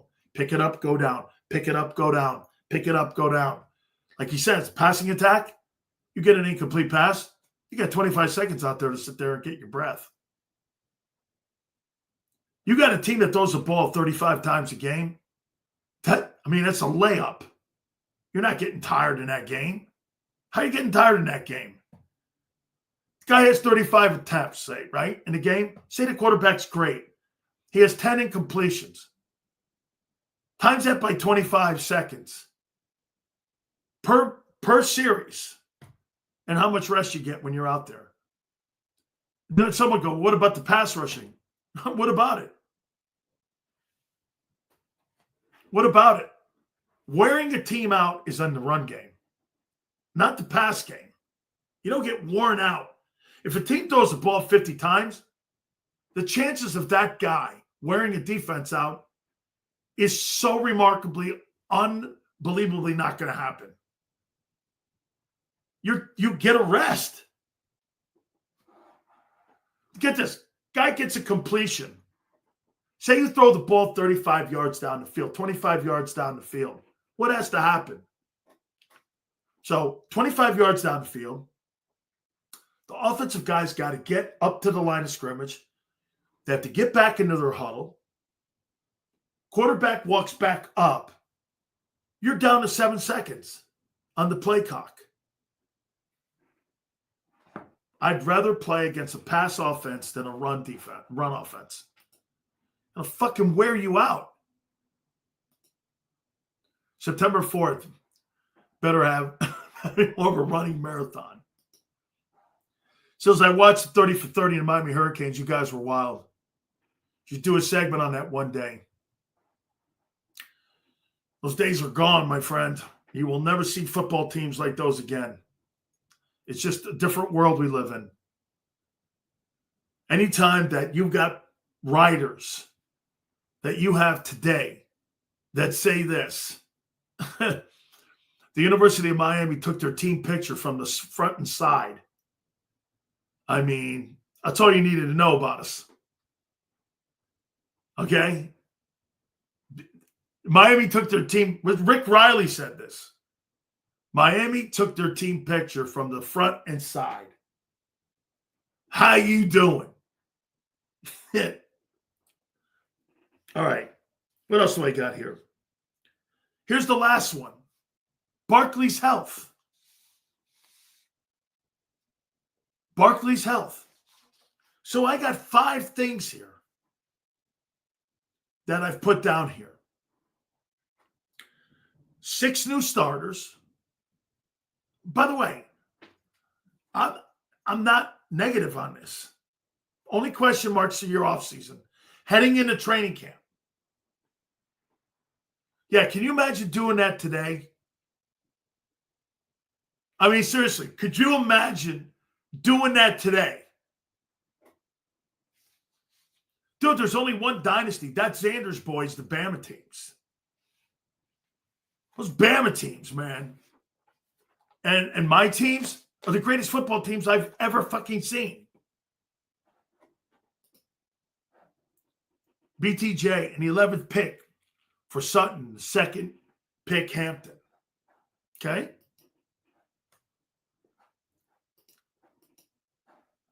Sales, do you think if Bama and Georgia keep producing talent, that Howie will keep grabbing them?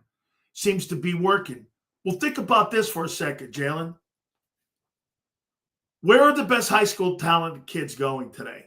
Going to Bama. They're going to Georgia. They're going to Clemson. They're going to Ohio State. They're going to LSU, and they're going to A&M. Those are your, and you know where else? Believe it or not, they're going to Penn State. They're going to Penn State. So I'm going to James Franklin blows as a coach. But I'm going to those places because they got great talent. Hey, guys, I hope you guys are checking out my boys' show each and every single day. I mean, those guys are doing such a great job. And next week, John's going to be out at practice. This is going to be a must-stop place here in the next couple weeks here because we're going to be giving you wall-to-wall.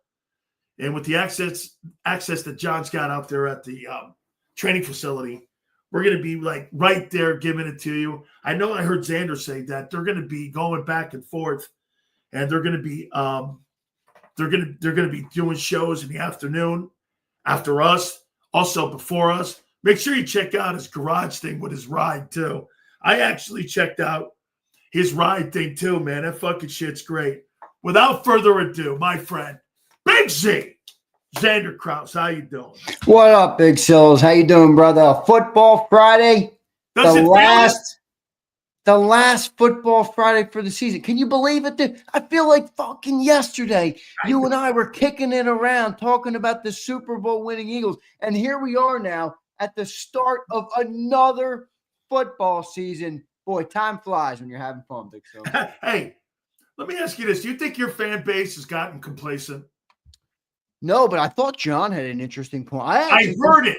I don't think the fan base is complacent, but I think John had a somewhat compelling argument of based on the last 4 years and what the way the team is built and the success that it's given to the franchise. This is a different looking offseason. Now, there is a lot of pieces of context there where they've drafted better in the last 4 years than they ever have. So there are a lot of young players to pay and all these different things, but I knew you were going to latch onto that topic a little bit. I mean, I'm listening to John, and I'm like, oh, God, here we go. I'm going to be talking to Sileo about this. I kind of thought it was an interesting point. I don't think the fan base is complacent. I think the fan base is you can't really be complacent when you're fans. We ultimately don't have a lot of, say on what happens, but I do think I feel like the fan base is very engaged right now. But I feel like it's also hard to tell an Eagles fan right now that there's anything wrong with what they're doing in any regard. And I'm included in that, where you see all the success, 2 Super Bowls in 3 years. You got over the mountaintop last year. Like, it's been kind of like this since Jalen and Nick have gotten here with a couple hiccups. And now we're feeling a little bit indestructible right now, Big Sills. Absolutely, man. And I would say this, that 23 season is also, if you really want to go back to that 23 year, I think that was an off year. What I mean by an off year, that's not a common year in Philly. Right. I just don't I don't think it is. I think more so you're more the 22 and 24 teams. But I will say this to you, man. His comment that he thought the offseason that the Eagles didn't have a sense of urgency. I thought that was really wild. Well, when I heard it and I went, they signed all these guys to 1-year deals. They drafted what we think is going to be well. They're setting themselves up for 26 and 27. I mean, are they really addressing the 25 season? I think they are with all these new question marks. But what you make of that takeaway when he said that he thought that the team had a complacent offseason and that they didn't have a sense of urgency? Well, I said yesterday on the show when you were saying I was selling optimism, and I said, I always try and be truthful, and I will always try and be truthful, even though I am an Eagle fan, and I am, I grew up as one of the pessimistic Eagle fans of like, we never fucking works. You know what I mean? Like, we never win. So now that I feel like that's switched a little bit because we actually are winning, I think objectively it would be hard to dispute that outside of the context of, oh, well, they have to pay a bunch of people. I mean, look at what they did this year. They got rid of potential Hall of Famer and Darius Slay. They got rid of C.J. Gardner-Johnson. They got rid of Milton Williams and Josh Sweat and opted to not pay for them. They got, is that all of them? They let Mekhi Becton walk for $7 million. Not like he made $15 million. Yep. He made $7 million or whatever it was. So they let all those guys walk, and then their replacements are rookies and bargain signings. That's it. That's the only players we've added this offseason. So objectively speaking, you can say, well, it certainly looks a little different. I mean, other offseasons we've added A.J. Brown. We added cornerbacks. We added safeties. We added, we made moves. We made moves that showed the Eagles are trying to go in. Now, I think they do believe their core is good. The other context does factor in, but objectively speaking, this has been probably the most underwhelming offseason of the last 4 years in terms of player additions to the team. I'll tell you something that I think that I've always leaned on when it comes to off seasons for teams. The teams that don't make the grandest moves are the best teams usually.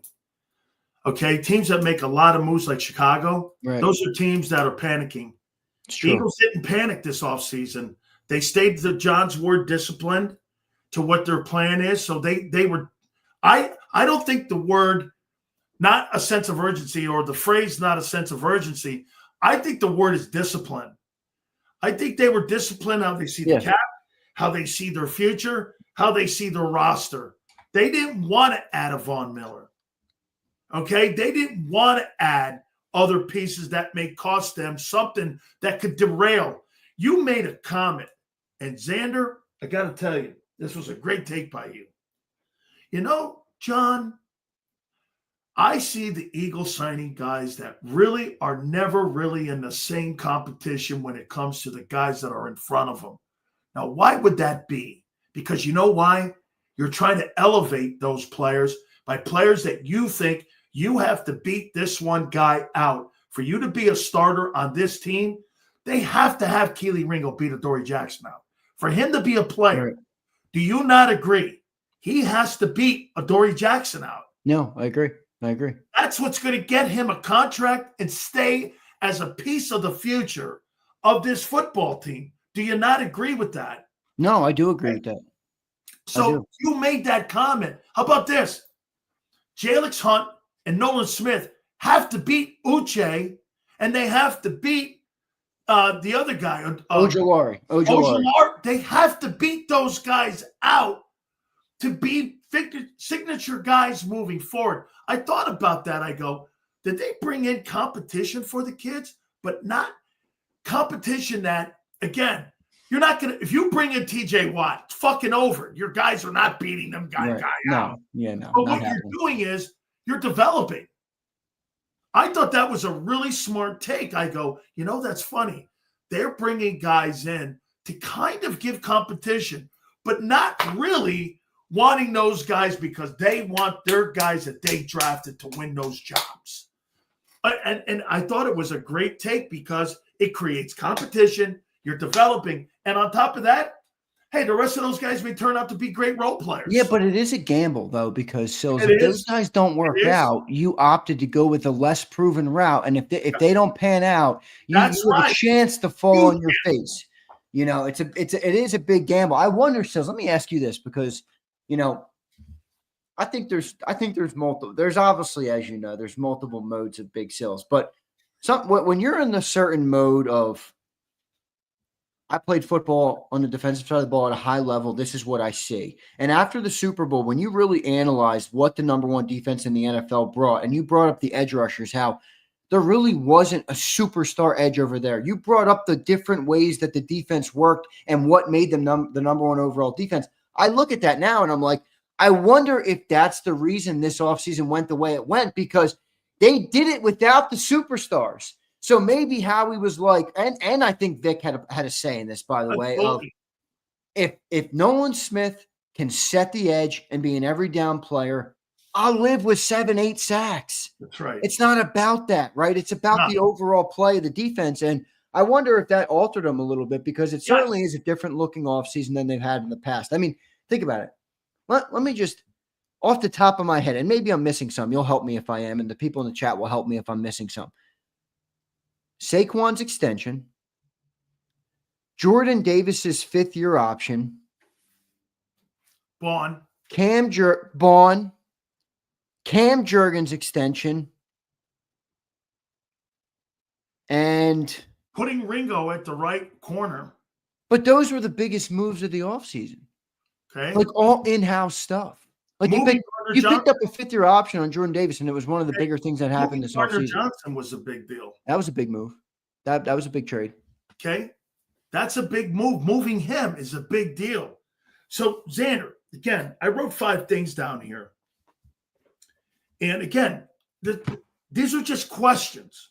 I kind of piggybacked off of what you said. So here are some of the things of my offseason going into camp next Tuesday when they take the field.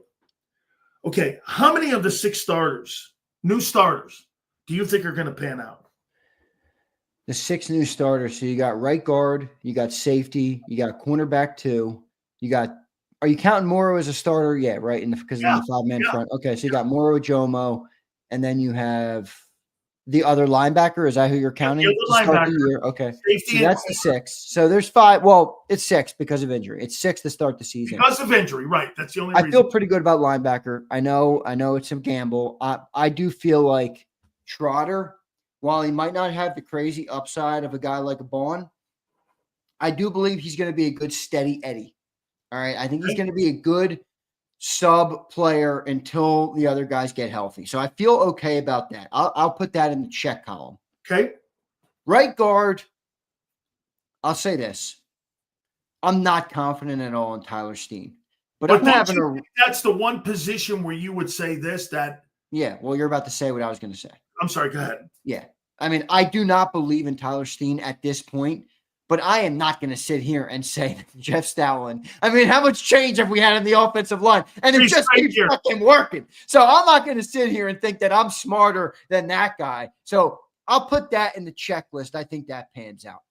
Morrow with Jomo, I think, is probably the easiest projection because he actually has successful game tape. Now, you are projecting in a bigger role. He's going to have a good impact. I'm going to put him in the check column. Now you got corner and safety. Corner and safety. I have some confidence in them, but it is blind eagle optimism. Both of them. I mean, let's be real. We're relying on Makuba to replace Gardner Johnson. Yes. I mean, Gardner Johnson, you can call him a head case. You can say you don't like him. You can say his attitude. So Gardner Johnson was a playmaker. Gardner Johnson, by the way, was a big fucking hitter. Yep. He Absolutely. set the tone defensively from a physical perspective. So that's a big ask on a rookie player to come in, a second-round rookie to come in and do that. I think he's going to be all right. And then cornerback Keely Ringo, I don't know. He's going into year 3, and Vic could barely get him on the field last year with Darius Slay missing basically half the season. I mean, like you said, Vic believed in Tristan McCullum last year more than he believed in Keely Ringo. So it's tough to kind of project him to be successful. But I think overall, overall everybody will complement one another, and Cooper and Quinion will help Keely Ringo, and Reed Blankenship will help Makuba. My worry is, well, no, because you're going to have Quinion moving over to the other side. So it'll be Quinion on that side with Makuba at safety and Reed Blankenship now with Keely Ringo. So I think at least they have kind of an offset of somebody who's got more experience than them on their side. So I feel like overall it'll pan out, but I'd say 4 out of the 6. 4 out of the 6. By the way, guys, all super chats will be read at the end of the segment like we always do here. You know, Xander, I started the show and I started thinking maybe I may have went into the weeds too much here with what Vic's looking at. My question about Keely Ringo and about Sydney and about Makuba are going to be, how smart are they? I mean, that system, it's the essence of it and the origins are Tampa 2. But what Vic does that's so different is that every year his disguises, his rotations, his post-snap, his pre-snap, all of that. Man, I'll tell you one thing. If you go back and you think of the guys that you had a year ago, do you know what the one thing that I'll say to you about Milton and Josh and some of the guys that you lost? You may say whatever you want. They're not A-plus players, but I'll tell you what, they were fucking smart players. I mean, you did not have any dumbasses out there playing out there. They knew their role. They knew exactly what was asked of them. Are you going to have that same type of group this year that knows their roles? Get this, Keely Ringo may be a more gifted athlete than Darius Slay, but does he have the knowledge of understanding Vic Fangio's 2 high safety defense? The answer to that's easy, by the way. Okay. It's no. Darius Slay could be going to the Hall of Fame. He doesn't have that knowledge. No. How about that? Right. But okay, then. So get this. That's where I'm coming from. Where I go like this. Trotter, to me, you're right. He's been reared for the position. And his game is going to be dictated by the guys in front of him. So he's got help. He's got help because he knows the position, and he's got Davis and Carter in front of him. The edges are going to be interesting because, again, are those guys going to be great against the run? Because what is Vic trying to do? Vic tries to create pressure with the front 4. But how do you create pressure? Setting the edge. Are those 2 guys going to be able to have – do you think Jalen Hunt and Nolan Smith are going to do the job that Milton Williams and Josh Sweat did this year or last year? I think that's a big ask. I think it's a lot more likely that that doesn't happen than that it does happen.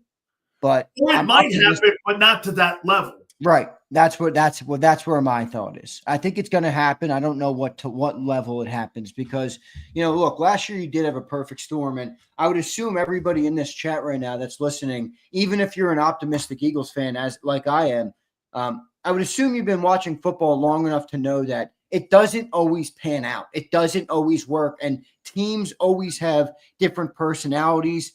Different seasons take on different things, and different things impact different seasons differently. Last year was kind of a perfect storm. We ended in the Super Bowl. It was perfect complementary football. The defense complemented the offense. The offense complemented the defense. The running back complemented Jalen Hurts. Jalen Hurts complemented the running game. Everything worked last year. I don't know if it's going to work that good this year. Now, I think the team is going to be very good, and they're going to have a really good chance to go the distance again. They're going to have to create some of their luck, though. They're going to have to create some luck. They're going to have to create the bounces that they need. They're going to have to do some things to create that complementary nature. Because where I do wonder about the replacements, but I do feel good is I feel like they got good athletes. I'm not sure if Keely Ringo will be great. But I am pretty positive that that guy has the potential to be a good NFL player one day. Maybe it doesn't happen, but I feel like he has it in him. Andrew Makuba, I might not know yet, but I feel like that guy has the as you point out, the smarts and the football IQ to play that position at a high level. I go to Moro Ujomo up front. I think Moro Ujomo, believe it or not, this might be a bold statement. I believe Moro Ujomo has a higher upside than Milton Williams. Okay. That doesn't mean I believe he's going to get to it this year. But I believe 7th-round pick, what he contributed last year, some of the flashes he's shown. He's a good player. I think he's a good player. I think he's got the chance to be a really solid player and a guy that could earn big money like that one day. So I feel like the replacements coming in are solid. I mean, even the linebackers, right? Trotter, great instinct. Munden, athletic with great instinct. Jahad Campbell, obviously, first-round pedigree player, extremely athletic, kind of a freak of nature type athlete with his size and his speed, his athleticism. Like, again, he might struggle year one, but I feel like we got a good player. So how long will it take is more my question. You know who he reminds me of? Van Ginkel. I think he's a better Van Ginkel. Yeah, okay. Yeah. But a more athletic Van Ginkel. Yeah. But he reminds me of that skill set. Can drop. Can I ask you something about CJ? And also rush the passer. Do you think CJ was a smart football player in the sense of you speaking about the players on this defense? No, I think he gambled too much, and I think that's what aggravated Christian Parker and Vic too much, that he jumped outside their scheme. And I think because of the attitude and the way he played and broke the scheme and broke down how he played that position, I think that's what got him the door. What got him the door was that he didn't want to play in the scheme, and he thought he knew better. And so they just didn't want to put – hey, if he had a better attitude, he had a Reed Blankenship attitude, he's probably here. But between the attitude and jumping scheme, Vic said, fuck it. I'd rather have a rookie who listens and stays in what his responsibilities are than a guy jumping out of his sandbox. Well, that's actually the one area, Sills, where I feel like Makuba could be an upgrade over. That's CJ. Right. I don't think he's an upgrade over the playmaking. I don't think he's an upgrade over the experience. And he'll stay in his role. Right. I think you could have a slight upgrade in that regard, which could make for a more sound, secondary for Vic Fangio. Remember, Vic is not a gambling DC. He doesn't like to gamble much. He would rather play sound, fundamental defense in the zone and take away what he wants to take away and force the offense to beat you with perfect offense. That's what Vic wants to play. That's his style of defense. So I think Makuba kind of fits that role, especially in what he's going to be asked to do year one versus what CJ was. But a lot of questions, Sills. A lot of questions, man. I think, like you said, now I'll make a point here to you. Bryce Huff and Hassan Reddick, these guys are good football players. But why did they not really fit in to Philly and Vic's way of doing things? You know why? They weren't smart players. Nobody can tell me that Hassan Reddick's a smart guy the way he fucking lit his career on fire last year, and the way you're talking about how that guy didn't want to drop in coverage and how he was limited in his role on being able to be a run stopper. Or how about Huff? Huff may go to San Francisco, dude, and he may be a good football player, but you can't be a one-dimensional player on that team. The only guy that can – get this. Look what Vic did to Davis. You said this. You said you go like this. I want to see the guy more than 3. You know what Vic said? Fuck that. I'm putting the guy in one role. And that's one role. He's the only guy on my defense that is a one-role player. Stop the run. Him. That's it. The rest of them across the front, your linebackers, shit, you're talking about playing Jahad Campbell outside and Bond outside and off ball. You're talking about putting DeJean at safety, corner, and nickel and dime. And every other guy on that defense is a movable piece where you can move him anywhere and you don't have to take guys in situational substitutions off the field. You got everything rolling except one guy. Why? He put him in a role where he excelled a year ago being a run stopper, where your defense became number one because you were run. That is how Vic gets the best out of his players. By putting every single guy in their respected role. Yeah. No matter what the name of he doesn't give a shit, Xander, what the name on the back of the jersey is. He just doesn't fucking care. I agree. And I love that. Here's the second one I wrote. So I said something about Jalen Hurts. Maybe this is all that needs to happen. The new OC, how much of an impact is he going to have on the offense and Hurts? I don't know. I don't you feel like this offense has kind of fallen into a point where it's going to be what it's going to be, and the play caller can kind of be a revolving door? Like, and by the way, I think that's kind of a good thing, because we've talked about how much coordinator change was impacting us, and maybe we've now gotten to a point where it's been so much for Jalen, he's fucking immune to it now. You know what I mean? And he's now got the control at the line of scrimmage. It's become more and more his offense with every change that's happened. I mean, and the biggest proof of that, Sills, is you hired a pass-happy coordinator last year and you had the farthest thing from a pass-happy offense, which shows you that even somebody you bring in like that is going to bend the knee and be forced to run the offense that works in Philly based on any given Sunday, which is pretty crazy. You know, most coordinators would come in and not run a different offense. I mean, think about it. Kellen Moore's been a coordinator for how many years? 6 years? He's been a pass-happy coordinator all 6 of those years. All of a sudden, he gets hired in Philly, and it's an entirely new offense. I mean, I don't think he envisioned that. That was he bent to the will of Jalen and the offense. So I think that's kind of a good thing in a way. But it also could limit maybe like how much upside you have with a guy like Patullo. But the one thing I like about Patullo is he's been here for all 4 years of Sirianni with Jalen. So he's seen every different thing. He's seen Sirianni at 2-5. He saw Shane Steichen take it over. He saw Brian Johnson get scapegoated and fired. So maybe he learned what to do, what to not do to get fired. And then he saw Kellen Moore, bury his ego, run a different offense and get to a Super Bowl. So I think he kind of got a really wide range of first front row seats at that level, at that type of experience. And then couple that in with Jalen, who's, they are familiar faces. They've been in that room together for a long time now. I think it's actually going to work out pretty good. I don't have many concerns about Kevin Patullo at this point.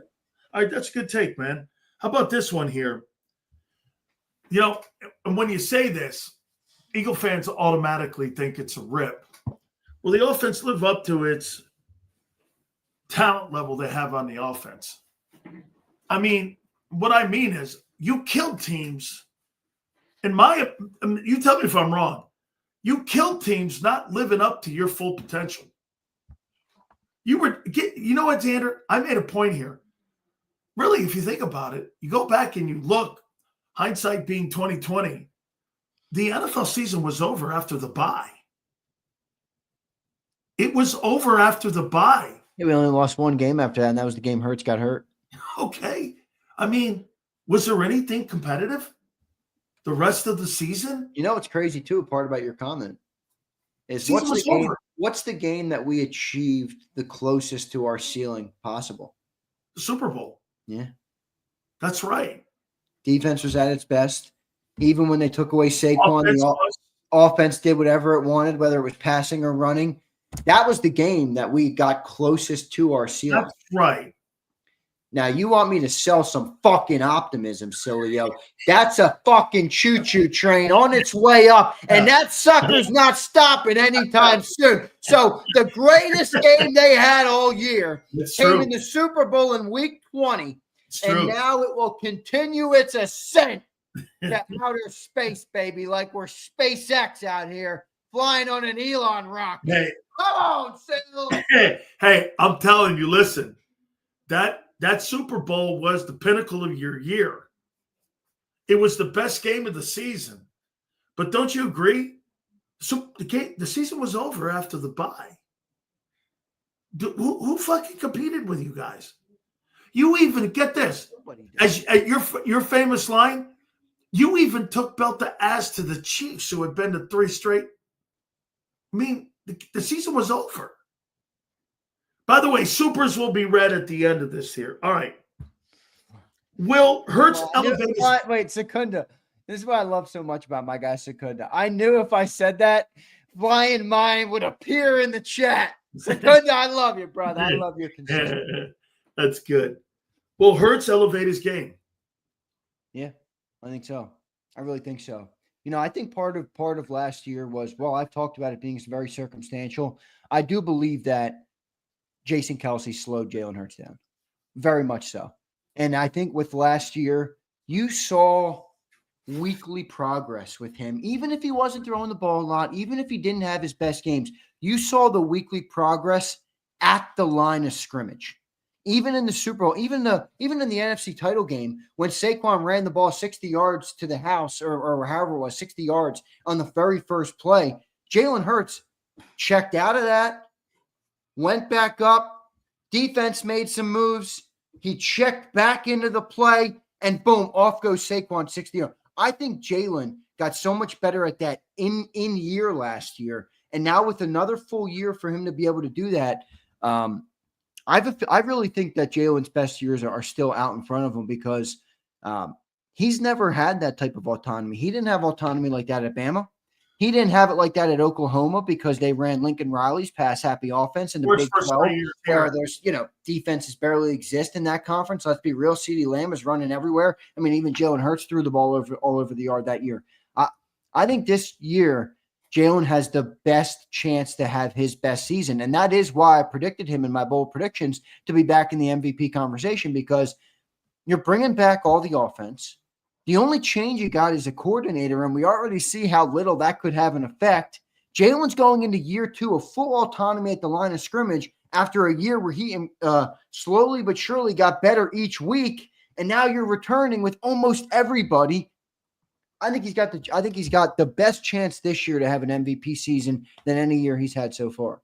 Don't you think the only thing that you'd have to be concerned about when it comes to coordinators is approach? 23 had a different approach. 24 had a different approach. Right. Same people. So it's really going to be about philosophy on what you want to do. To your points of what you're saying there, again, where I think he's going to be better is having had a full year of play calling, setting protections, having done it in the biggest games, having prepped for the biggest games and won those games, and also knowing what his limitations and knowing what his strengths are.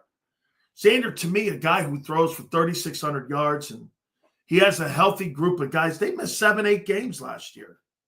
Just in the formula of Hurts elevating his game, if he stays on pace what he's doing, let's just say this, between the two of them, Devontae and AJ, let's just give them 120 yards combined. That's being low. That's low ball. Let's do that. That's roughly 900 yards. You're talking about roughly around 3,800 yards passing. I don't know, put another 7 touchdowns on it. That's 26 TD passes if you have those guys healthy. And if he stays with his same sauce and his same recipe, guy's going to throw for 38 to 4,000 yards, 26 touchdowns. I mean, this is who he is, dude. I think this is who Hurts is. Oh, or how about this? Better yet, I think this is what they want Hurts to be. I don't know. But dude, that results in all this winning. Yeah, that's where I do agree. I don't really give a shit what it looks like. But speaking specifically about Jalen Hurts, not about the offense at large and the team at large, I don't think that. I don't think Hurts is close to his ceiling yet. How could you? I mean, just let me push back a little bit, and I'm doing it in real talk. I'm not trying to be a jokester or anything. I don't get how you could make that comment with last year being his first year calling it at the line of scrimmage. Like, that's his first year in his career. Okay. Like, I don't know how you could put a ceiling on that right now when maybe you don't love his arm as much as other arms. Maybe you don't think he's as good. That's fine. I'm not talking about that. I'm talking about what he showed and then how much time he's had to man the line of scrimmage. I don't see how I could put the ceiling on that after only 1 year. As long as Barkley is in that huddle, there will be a sandbox and guardrails on what you're going to do and how you're going to approach the game. Because get this, when you have more, do you agree? You have more off-script offense in Kansas City and in Buffalo and in Baltimore because they ask those quarterbacks to do more off-script. That's where they get in trouble in the postseason. Right. Jalen Hurts has more guardrails because are they guardrails though, or are they more avenues to success? Okay, guardrails to success. Sure. Okay, they're the guardrails on the road to success. Well, no, because guardrails, I think, makes it seem like. Do you agree they have a style of winning?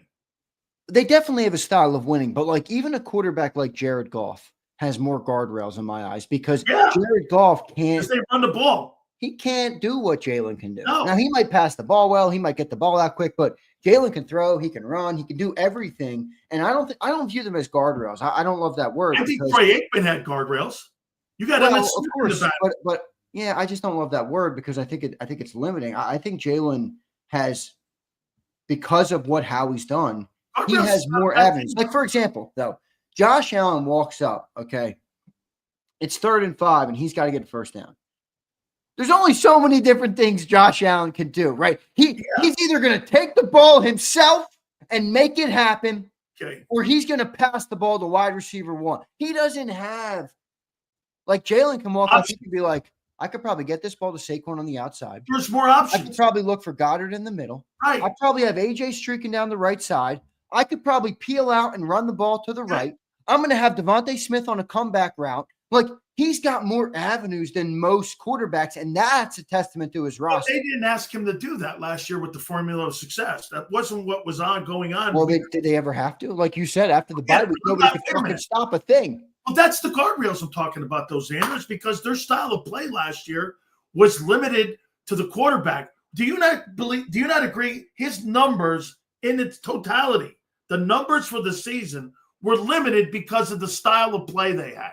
Well, yeah, but don't you agree that the Chiefs broke those guardrails that you're talking about by saying, fuck you, you're not running the ball on me? I'm talking about consistently week to week. I'm not talking about. Well, I do think consistently week to week, nobody could stop Barkley. So I think that's what created the guardrail. You're taking you're taking what I'm saying is, I'm saying, look, the entire season, do you not agree? The numbers and the reasoning for the numbers being what they were is because they had a respected style of play week to week, right? Week to week. Is that not guardrails?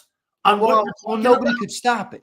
Okay, but it was but this is what I mean when I say that. Because I get your point. I get what you're saying, but like if they stopped it and then the offense fell flat, I would say, see, if they don't have that success, if that doesn't work, we're not going to have success the other way.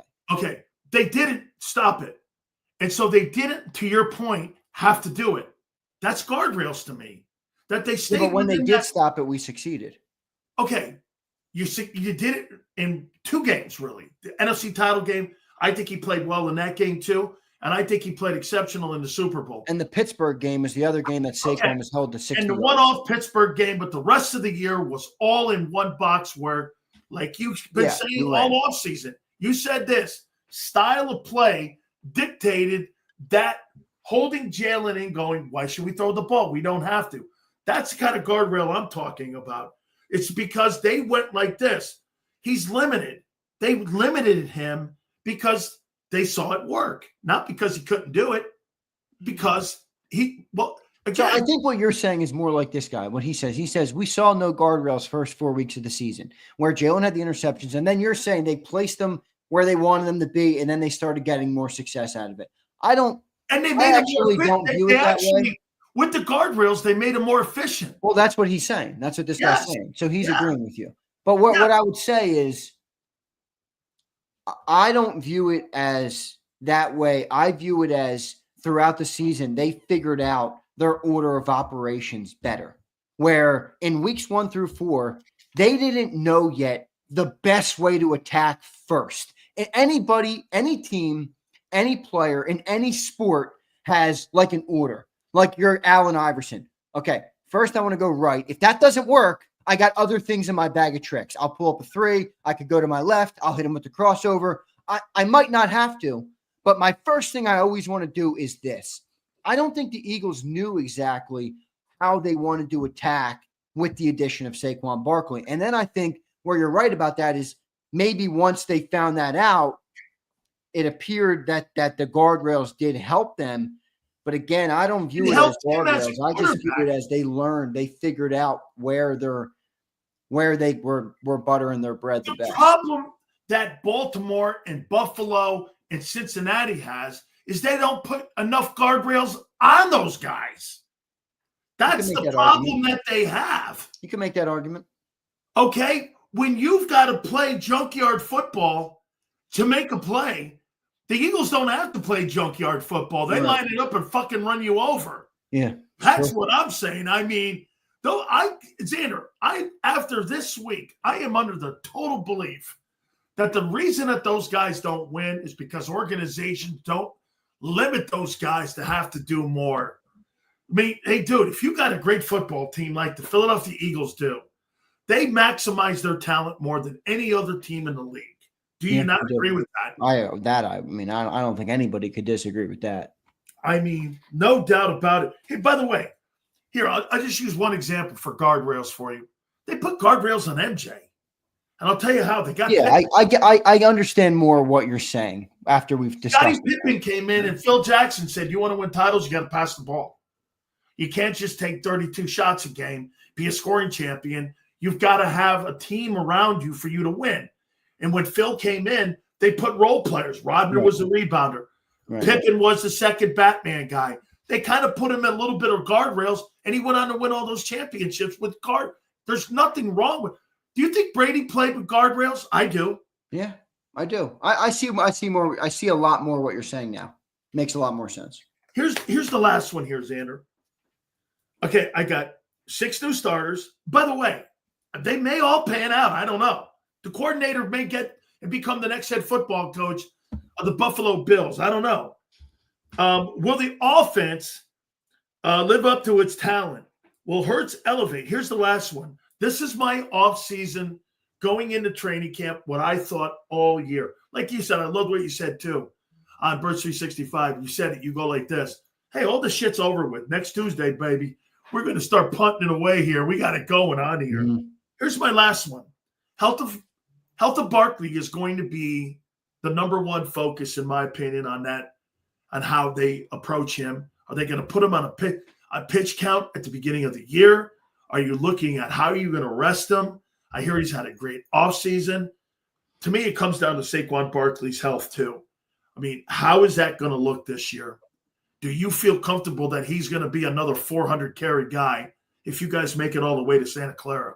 I mean, I feel, assuming I'm not going to try and predict the extreme circumstances here. You know, outside of extreme injury or catastrophic injury or something like that, I feel like, yes, he is a rare breed. He is built athletically the way you need to be if you're going to take on that type of workload. I believe he has the talent needed for it. I believe he has the mindset and the approach and the knowledge of the game to do that. Now, if something does happen to him, if injury does come, and obviously you can't predict those things and you never know when they're going to come. It is football. There's 100% chance of injury in somebody's career, basically.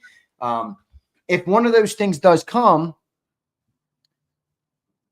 it's on Jalen. Like, Jalen is like, you got to be MVP or the team has no chance.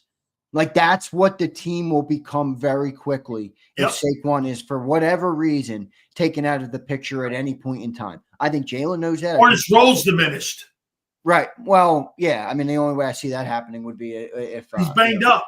Yeah, if he got hurt. So, but no, I feel good about Saquon, but I think it's fair to wonder, when you look at the history of that many carries for a running back at this age, what that can do. Now, I do think there are exceptions to the rule.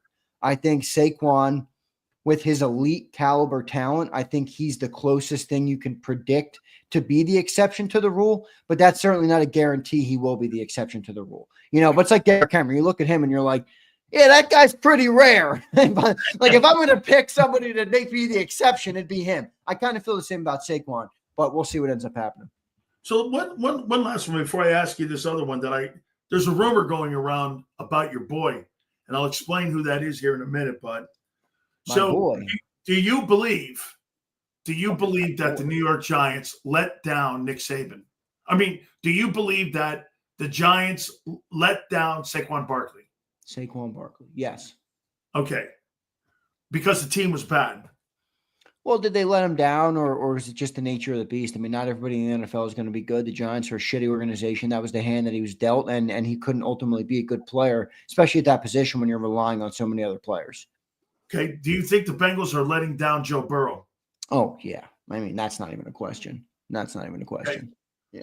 So, again, there's the conversation again where Barkley was the talent he was when he came to a great team. Right? That's the conversation I have about Allen, Burrow, and some of these other guys. Well, the only difference there is that when you're a running back, you you naturally will not have the impact on a game when you're not a quarterback. Like Joe Burrow has more control, in my opinion, than someone like Saquon. Like when you're Saquon and you're a running back and you're on a shitty team, like, dude, you're kind of in prison. Like you can't get out. You're not holding the ball every play. You can't be blocked for everybody. If you're the quarterback, again, I still think they're being let down, but you have a little bit more of a chance to try and make hay yourself, right? At least I think you would. How about this? How about this in quarterback, though?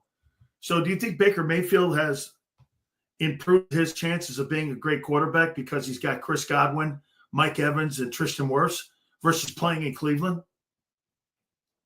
Absolutely. Okay, Absolutely. well, again, that's a better talent around him. He's a better player right now because there's better players. See, that's my point about – I mean, right now you're talking about Mayfield being a top 10 quarterback, right? Well, he's got top 10 talent. His offensive line is ranked 6th in the NFL. Right. He's got one of the best duos. This kid, Bucky Irvin, looks like he's a pretty – even the backup kid is this kid White. All right, so I want to throw this at you here. Do you want to hear what's going around Dallas right now? Uh-oh. By the way, I just had a kick on my air unit. Is it too loud? It's not too loud, is it? Hey, I'm like sweating bullets over here. I got to get the window unit on, Sills. Hey, how about this? How about Nick Saban and the Cowboys? Nah. That's Don't tell me my favorite coach in the history of all of sports. Oh my God! Is going to coach the shitty fucking Dallas Cowboys. It's not happening. Don't ever say that again. Take that rumor, stuff it up your ass, and save it for another guest because I don't want to hear it. It's going around Dallas right now. No, it's not. Yeah. They got Brian Schottenheimer. Hey, I just thought I knew you'd get a kick out of that. Oh my God, that'd be like a knife in your heart, bro. Dude, that's not that happening. That guy did that. It's not happening. It's not happening. Hey, all right. That would be one of the hardest scenarios for me in sports. Oh my God! Literally, that could happen because I'm the type of guy that would support a guy like that anywhere he went. So I would be in a mental battle constantly of I want Nick Saban to win because I love Nick Saban, and I hate the Dallas Cowboys. Like that would be worse than. I don't even know how to do that. That would be miserable.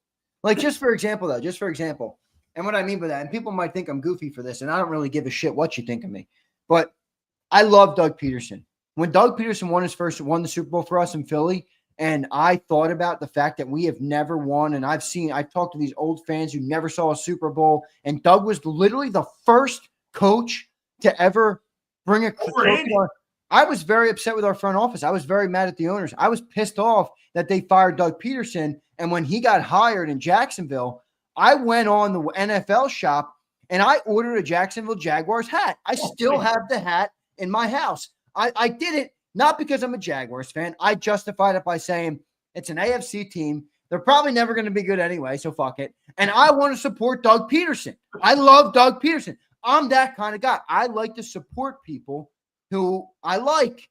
And if Saban went to the Dallas Cowboys, I do not think I could purchase a piece of Dallas Cowboys gear. I don't think I can root for him to win. I don't think I could do any of those things. And that'd be very hard to do. That'd be very hard to do because, man, I love Nick Saban. All right? I do love Nick Saban. Do you know that I used to go to church every Sunday in college, Sills? And every Sunday morning, same time, all right, same 9:30 a.m. mass, no matter how late the Alabama Crimson Tide played on Saturday night, he was at that mass in Tuscaloosa every single Sunday. Wow. And that became that, and maybe people don't care about this, but I'll say it anyway. That helped me become a better man of faith because in my college brain, where it's easy to lose sight of those things, I could say to myself, I'm going to see Nick Saban in church today. So I would wake up on Sundays and force myself to go to church because I knew that Nick Saban was going to be in church with me. And if Nick Saban, who's a championship head coach, could find the time to go to church on Sunday, I could find the time to go to church on Sunday too, because that's a championship mentality.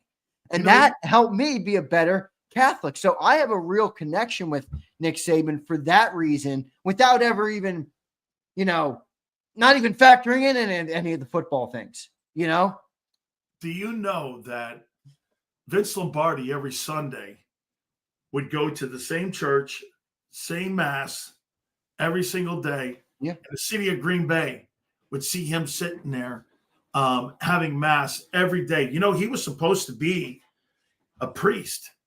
He wanted to be a priest, Lombardi. Wow, that's interesting. Yeah, he was at St. Cecilia's in Brooklyn, and that's where a lot of coaches get that from. There's a lot of coaches that do that and go to mass. All right, let's read these supers, brother. All right, let's do it. Let's do it. I didn't know Lombardi was a Catholic. I love it. A proud Catholic, baby. Woo! Hey, Derek Willis. Yeah, I know. I love it. I love your medal. Derek Willis, what's up, my boy? How you doing, brother? Thank you for the super chat. He says, don't forget AJ Dillon can run that pill too now. Yeah, I got questions. What John McMullen said this morning is exactly correct. Yes.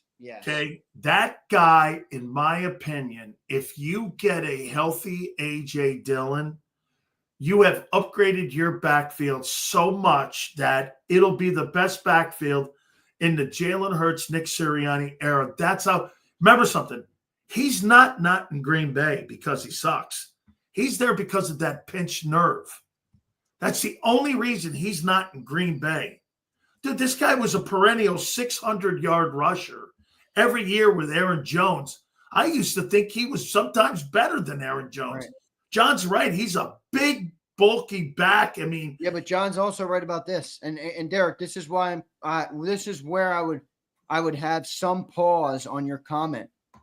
He's a physical runner, and that's how he became good. Right. And the two injuries he's had in the last couple of years, remember, he missed the whole season last year, were neck stingers. Yep. Now, Derek, I'm not sure if you know what a neck stinger is, because I didn't until I looked it up. They're not fun. They're the type of injury you have no idea if it could pop up again. You take a regular hit and you could have a neck stinger. So I get very nervous about a player who had success because of his physicality now being limited with an injury like that. By the way, he hasn't had one of them. He had two of them. So he got hurt late in the year, 1 year with the stinger, tried to come back in training camp the following season, and then got another stinger in training camp. Let me give you an idea on how you're right. So I have one from Ironhead Hayward. One day, the bag, Xander, the sled you hit, the sled. One day I hit the sled. My pinched nerve popped up. I missed a week of practice. Yep, I believe that. Okay, and it's just like a head movement like this. So you could see the guy running. You could just do this, bang, and all of a sudden you're paralyzed for a week. You can't move your arm. Your arm falls. You feel like your arm's broken. I got a game where me playing in the pit game, I thought I broke my arm. I couldn't move my arm for 3 days. And the guy goes like this. It's not broken. I couldn't move it because it's nerve damage. Right. It can happen with just you moving your head like that. I know. They're a pain in the ass. And when you got chronic ones like that. No, that's why two scares me. It's one thing to have one. Yep. Two in back-to-back seasons is a little concerning for me. But Derek, well, you are right. He can run the pill, so we'll see. Kyle Kokorski checking in. What up, Kyle? He says, could Jahad Campbell have a chance to become Eagles' first defensive rookie of the year? I'm going to say no, because he's not going to be out there for enough games. I'll tell you this. Do you not agree that if Cooper DeJean had played in those first 4 games, that rookie of the year voting would have been a lot closer between Jared Verse, Q?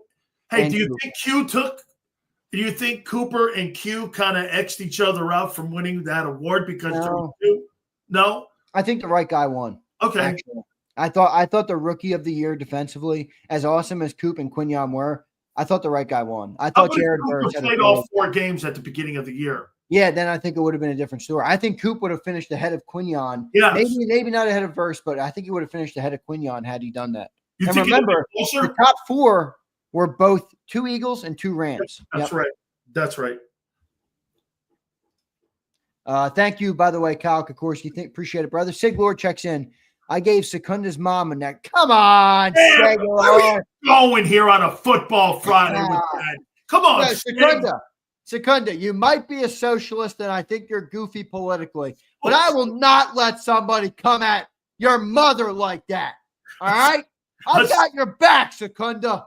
A socialist. You might be a fucking socialist.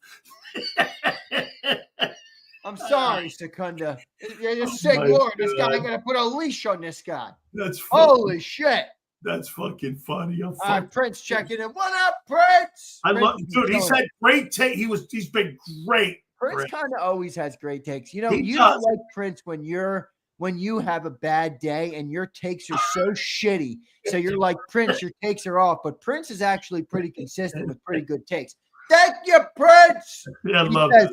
We executed one phase of our offense and won the Super Bowl. We lost one coach, got younger on defense, and still remained strong. I got no worries. Well done, Prince. Okay, no worries. Okay, no worries at all. 6 new starters, OC. All right. By the way, I do not believe, one more time here, I don't think you have a talent issue, Xander. I think you have an experienced issue. It could be true. Okay? I think you've recruited right. I think you've drafted well. I think all of that is true. But again, I think this is going to come down to knowledge, especially on the defensive side of the football. Prince, thank you, brother. Derek again. Yo, Derek, thank you, man. He says, we only started running the ball because AJ and Smith got hurt. Well, also because if quarterback had 7 turnovers in 4 games. Yeah. Can't really leave that out. Now, maybe he had turnovers because the guys were injured. Okay, that's fine. But that's why they started running the ball. They had no success in the air. They were turning the ball over far too much. They could give themselves good chance to win games, and they put the ball in Saquon's hands. You got to. 23 scared them, so they went and they said, we're going to run the ball. By the way, you know what, Xander? When you find out you got a right hand and you know you can knock people out, you're going to continue to throw the right hand. That's what the Eagles did all the way to New Orleans. And I don't think that's a bad thing. It's not. I don't think that's a bad thing. First Cav Vet 13B. What up, brother? He says ring day, baby. Yeah, they're supposed to get the ring. That's thing. right, 8 o'clock tonight. What was up with John? Like, I didn't really understand what he was saying. He's like, I can't tell you anything about the ring thing. I'm like, I didn't follow. Like, I'm like, I think it's I think what they don't, probably the Eagles don't want. It's like somebody. So much bling going around. Yeah, okay. They don't want losers out there that are trying to hijack it or know where they're all going to be. Yeah, I get. Remember, AJ's car got stolen and shit like that. Yeah, I mean, it wouldn't be the first time that there was a lot of bling in one room. I mean, right? I know, but I'll tell you what, man. That organization makes those reporters, man. They put them in a box, don't they? I know, man. They fucking put those guys in a box. So yeah, you know what? You'll probably start seeing a lot of social media shit coming out though real soon. No, I would imagine. Yeah, I think that'll all come out tonight. Oh, it's Perez. What up, Perez? He checked in and says, Sills, what game are you going to watch when you go to Philly? I can't wait. Once we win that game, Nick sees Dan face to face and goes, how you doing? How you doing, Big Sills? Hey, I know that Xander doesn't believe it and he has to see it for it to believe it. Silly is not coming to Philly. Wait a second. They're sending me my ticket. They're going to send me my ticket. Wait a minute. They have to talk to you. Let me call Morgan & Morgan and tell them you're going to make sure you buy insurance on the ticket. Wait a minute. I go like this. Hey, wait a minute. Clancy, before you send me my ticket, you need to talk to Xander and Big Joe. I mean, we got to get this thing orchestrated because if you're leaving me to orchestrate something, just ask Xander. It's not happening. No. This is our boys, man. I mean, I think they're going to do some shit with us this year when it comes to the pregame show too. So I got to show up. Perez, what's up, man? Thank you, bro. I appreciate that. Devin, what's up, Devin? Good to see you, my guy. Hey, before you continue, ready? Serving dinner in the suite too. I don't. Are they? Oh, they have a suite at the stadium. Yeah, they have a suite at the stadium. Eagles, yeah. So get this, Andrew. I think you and John could probably do your halftime show from the thing. That'd be sick. And we'll do the post-game show right from the suite. Oh, man. How cool would that be? No, my aunt's coming. Dude, I have to figure out. The hardest thing about that would be to figure out the wired connection. Oh, yeah, because it's not great. I got some connections over at 6 ABC, so I'll talk to them about it. Good. They're the ones who helped me out at the parade. That's why I had such a connection. They're going to have they're going to have a dinner and everything in there. And I go, oh, yeah, I know how they do it. Get this. My aunt and my cousin are coming. Oh, that's great. I can't wait to eat. I know, man. Aunt Betty, please just don't show up with a wooden spoon. Read the fucking thing. She's gonna fucking whip my ass with a wooden spoon, man. Old school, man. Believe me, man, she loves you, man. Let's David go. Shanahan checking in. Out of the 3 guys who had big seasons for us, who's most likely to regress and be a one-year wonder? Quinyon, Cooper, or Bond? I don't think any of them. Me neither. If Sileo's telling you that, Devin, I think you can No be way. a little more confident. No, the only way Bond will have a down season if Carter gets hurt. If Carter or Davis get hurt, okay? Yeah. That's the only way Bond will have a bad year is if or I'll tell you what, here's how Q could have a bad year. If those 2 edge guys don't do their job, you're going to make it harder that you're going to have more passing yards being thrown against them because they can't set the edge. So again, I mean, I don't think any of these guys are going to have bad. I don't think they're going to step back. Yeah, I'm fucked. Why? A large belt, she says. Betty, be nice. That's better than a caddy 9-tail, baby. All right? Wait a minute, I've been hit with that. Yeah, my dad used to say, my dad was never the guy to hit his kids, but he used to say, "You fucking talk bad about you disrespect your mother again. I'm pulling out the caddy 9-tail." Hey, my mom used to whack the shit out of me with that thing, man. Not good. No, thank you. Danny did a couple of hits. Here, look. See, look. Hold on. Just to let you know. Yeah. All right, that'll make me feel better. That'll make me feel a little better. JD says, if injuries happen to Hunt or Nolan, how confident are y'all in Uche and Ojulari becoming starters and playing big roles? I'm not confident in either guy. I'm not either. I think it's got to be Hunt or Nolan. Here's would be my problem with them two.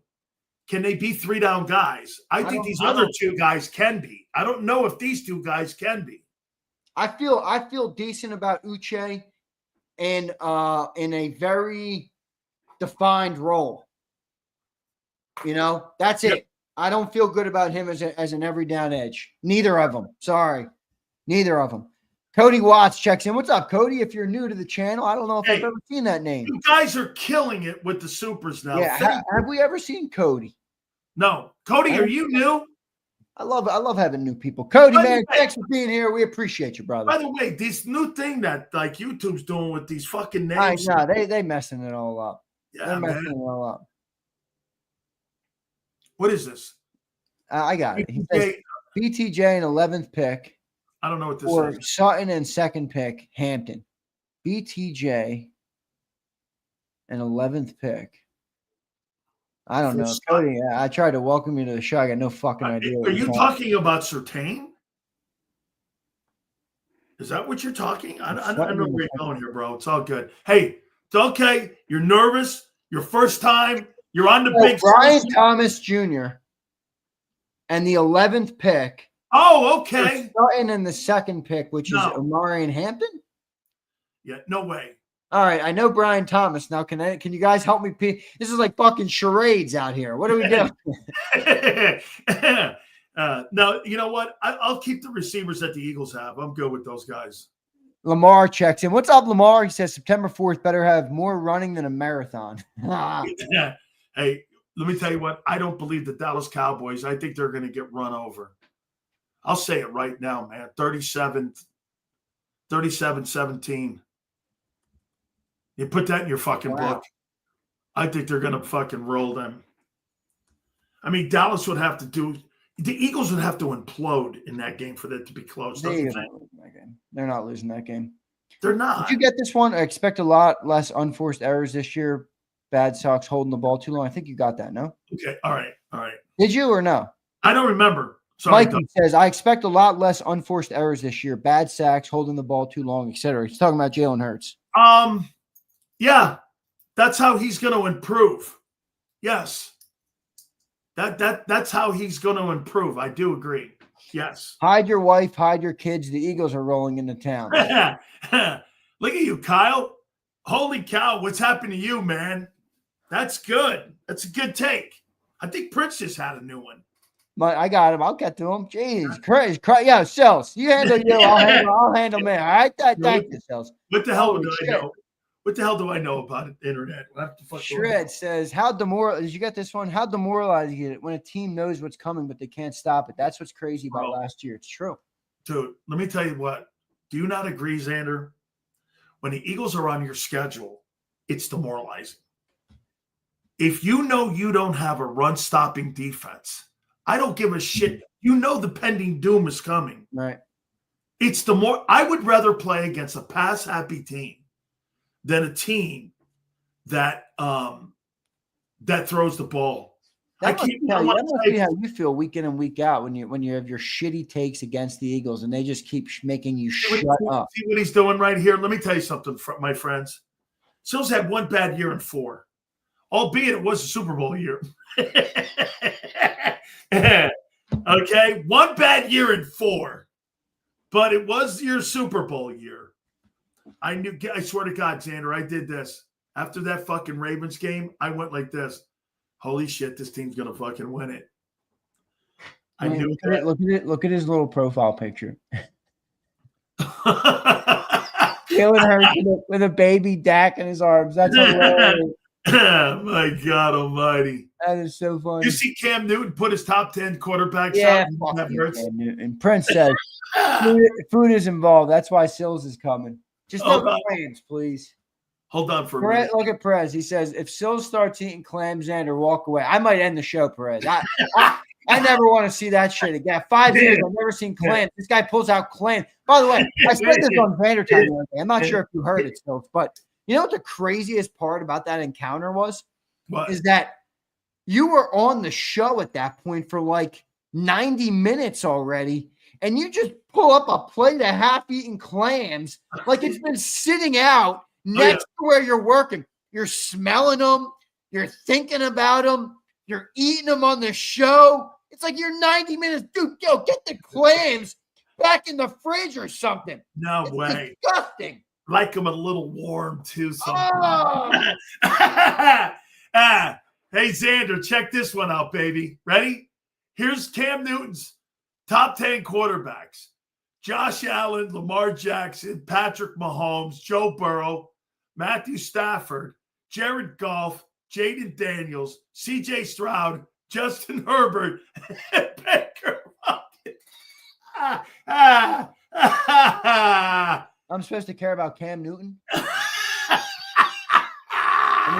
supposed to care about Cam Newton? Oh, my God. You know why?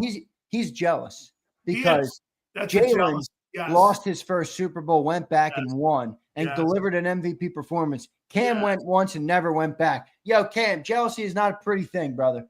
You're better than that. I actually like Cam Newton, but that was a dumb comment. That is jealousy.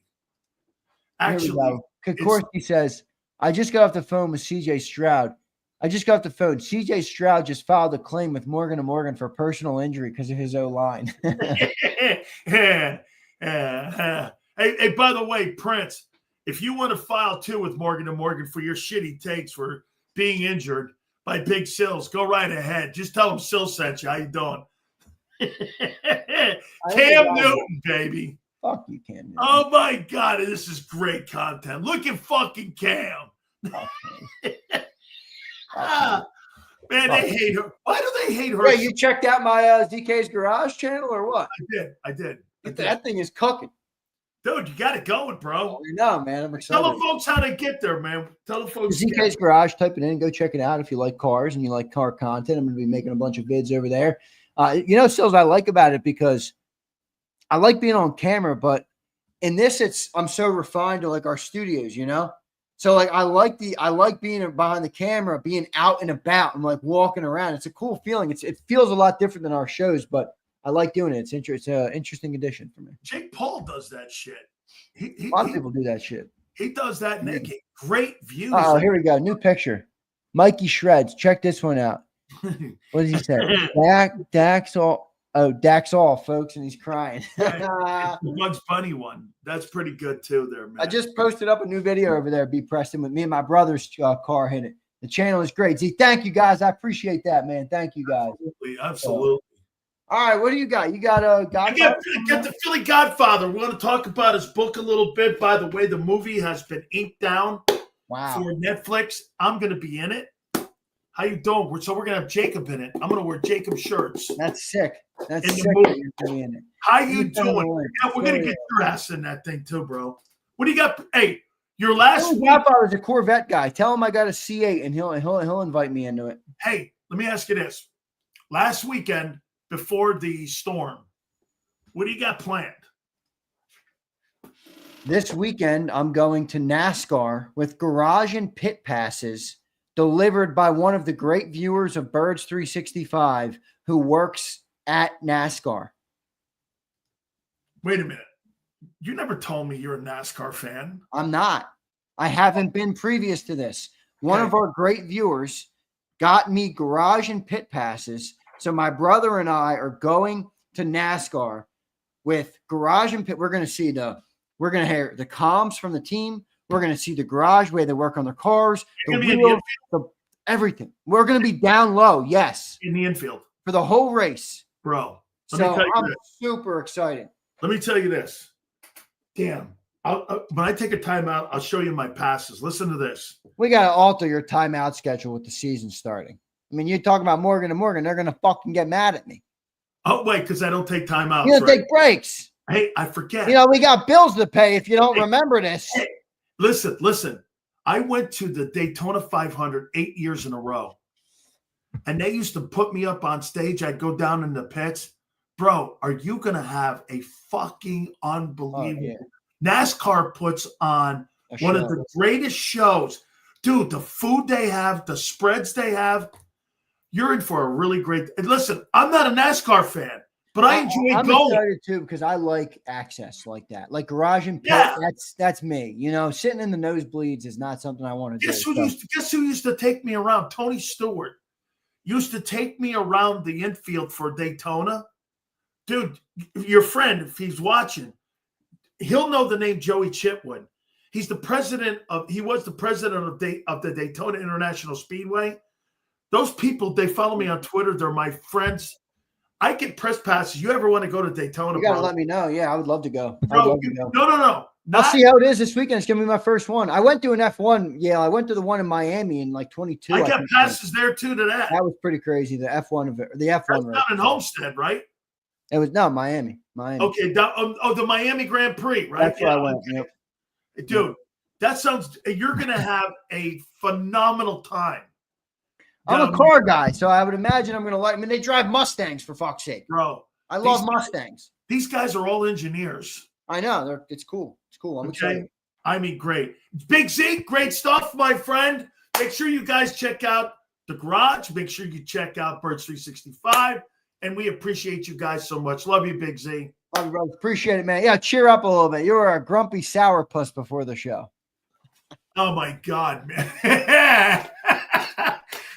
I knew he'd throw that in at me. Oh, man. I knew he'd throw that in at me there. Guys, do me a favor. He's right. I got to pay some bills here, man. Guys, my great friends at Morgan & Morgan. Make sure you guys check out our great friends at Morgan & Morgan. Again, the number one injury law firm in all of America for a reason. You know what that is? It's because they win.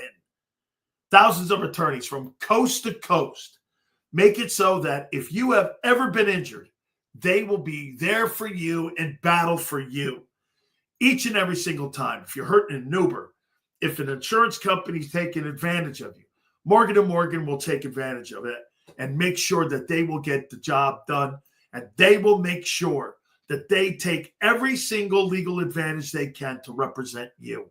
That's what they do. Okay? Promise you that's number one. John's been on the program numerous times, and he will tell you that's exactly what this company has been built for. Do me a favor. Log online, forthepeople.com/Big Sills or Pound Law 529. That's forthepeople.com/Big Sills. Or Pound Law 529, and do me a favor. You tell them Big Sil sent you. This is Eric. When he got injured in a car accident, he called Morgan & Morgan. He not only gets a lawyer, he gets trial lawyers like Sam and Jessica, who are in it to win it. He gets his own investigators with briefcases, leather ones. And if you ever have questions, our customer service folks keep things rolling. Injured? We're your army. Morgan & Morgan, America's largest injury law firm. Your financial future is on the line. Are you ready for what's next? At Leone & Company Wealth Management, we help young professionals, business owners, and pre-retirees navigate the complexities of building and protecting wealth. For young professionals, we'll help you grow your wealth, plan for your future, and make the most of your hard-earned dollars. For business owners, we provide strategies to protect your company, manage risks, and create a lasting legacy for both your business and personal wealth. For pre-retirees, we'll design a plan to secure your retirement, ensuring you can live comfortably and confidently in your next chapter. Whether you're just starting out, managing a thriving business, or preparing for retirement, we're here to help you take control of your financial future. The first consultation is on us. Get the advice you need without the cost. Let's make your financial vision a reality. Take the next step. Scan the QR code to schedule your free consultation today. And of course, go Birds.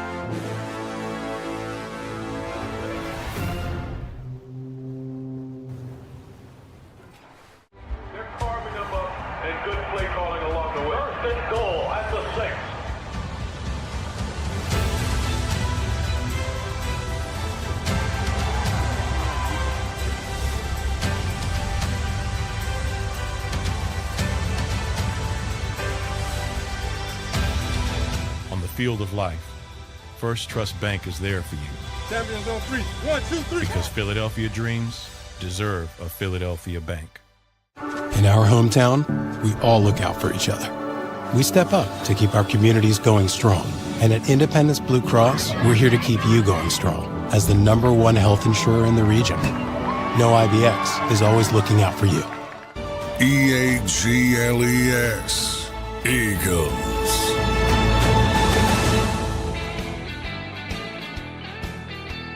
Sales, do me a favor, guys. Please hit the like button. We got a bunch of people that are lining up for the upcoming season for us.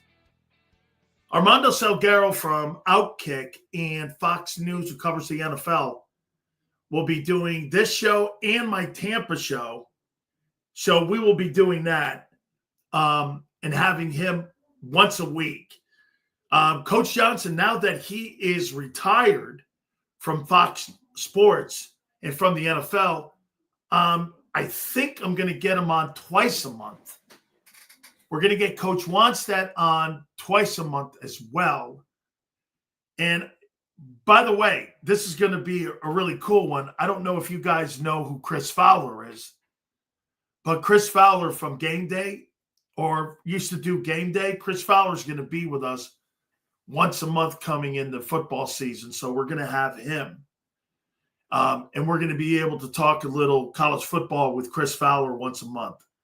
So we've been working out a bunch of people to go across all the platforms, and we are looking forward to the upcoming season. You know, the two most important sports in America today are the NFL and college football. The rest of them are just second fiddle. Okay? How about this? Here's Yale. Get a Bucks reporter on for a scouting report. I think that's a great idea. The first week we'll get a person that covers the Dallas Cowboys. Well, hell, we'll get Mark Holmes on for that. Kansas City will get our guy Bill Moss. The Rams will get Jackie Slater. And for the Bucks, I might get Derek Brooks for you guys. So we'll go down that lane. As you know, as we get closer to the season, all our folks come back aboard. By the way, we've been putting kind of like some pretty good guys on the Tampa show, radio show, just to get the thing kick-started.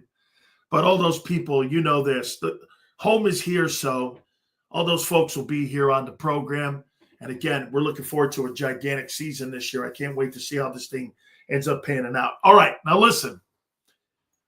Who's going to be your breakout team this year?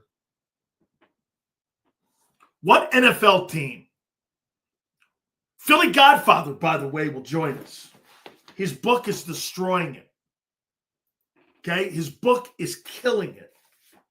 And I think he signed that Netflix deal for the movie that we're going to be in.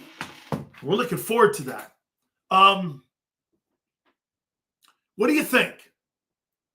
Who's your breakout team this year? I love this. Who else? Bears. I love that take. Breakout team. So I posted a picture here. You got the Bears, Sue's got the Chargers. Okay, let me show you guys something. I want to show you this. So here's my breakout team. The Giants. Wow. All right, Steve. Not bad because of their defensive line. Okay. Do you guys know who that is? Not me. Do you guys know who that is? The tall guy. Here's my breakout. Who is that guy? It's Justin Herbert. Okay? That is Justin Herbert. Right there, Justin Herbert. Justin Herbert and big cells. I think the Chargers are my breakout team this year. They were good a year ago. I think Herbert will be better this year with Harbaugh another year. He took Colin Kaepernick to a Super Bowl. What would make you think that he's not going to take Justin Herbert to one? Okay? They didn't have a disappointing season a year ago. Name me one wide receiver they had a year ago, Senor. They're building a roster back up. The defense was pretty decent. Run game was good. They need quality receivers on the team. They don't have a very good football team. Or no, I shouldn't say that. They have a solid football team. Team needs to get better. Stop with the one fucking stupid game. Your guy looked like a turd in his first game. His first playoff game, he looked like shit. So don't give, whatever. Okay? So, one playoff game. You're blowing the guy up for being a good player. He's a great player. Okay? So, yeah, no, I think the Chargers are going to be a better football team this year. They're going to be better on defense. Hey, they share SoFi? Kind of. Nobody in that city is nobody in that city is a Charger fan. Okay? Nobody. Dude, see comments like that? This is why you have no credibility. You have zero credibility with this comment here. It's a zero comment. So I guess Saquon Barkley blew in New York he sucked in New York, right? Barkley sucked in New York. And he only really played one year because he had a great team in Philadelphia. Is that right? Barkley stunk in New York. What was his excuses for blowing in New York? Come on, senor. What were his excuses for not being a good player in New York or being an okay player? Shit, Josh Jacobs and numerous guys, Derrick Henry, everybody had better careers than him. Okay? Tell me why Barkley sucked in New York. Tell me why he sucked.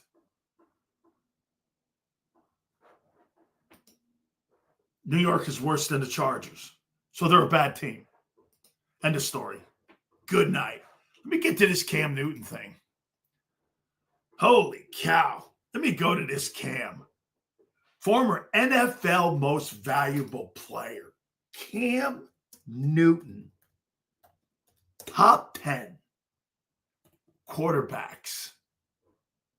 Here it is. How's that thing doing? Cam Newton's top 10 quarterbacks. Who does he have? Here we go. Jalen Hurts, not in Cam's top 10. And here's why. Let me hear it.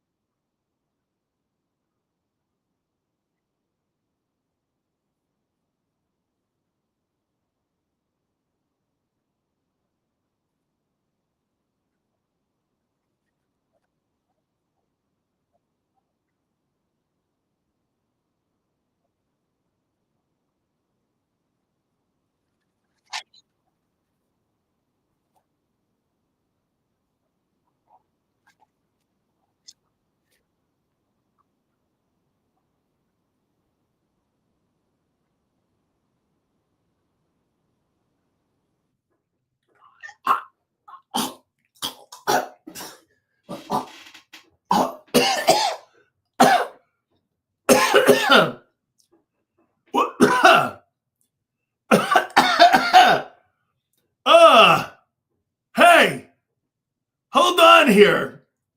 What in the world was that? What in the world did I just hear? Did you guys hear any of that? Did you guys hear any of that? Holy cow. Tell me you heard that. Let me see this here.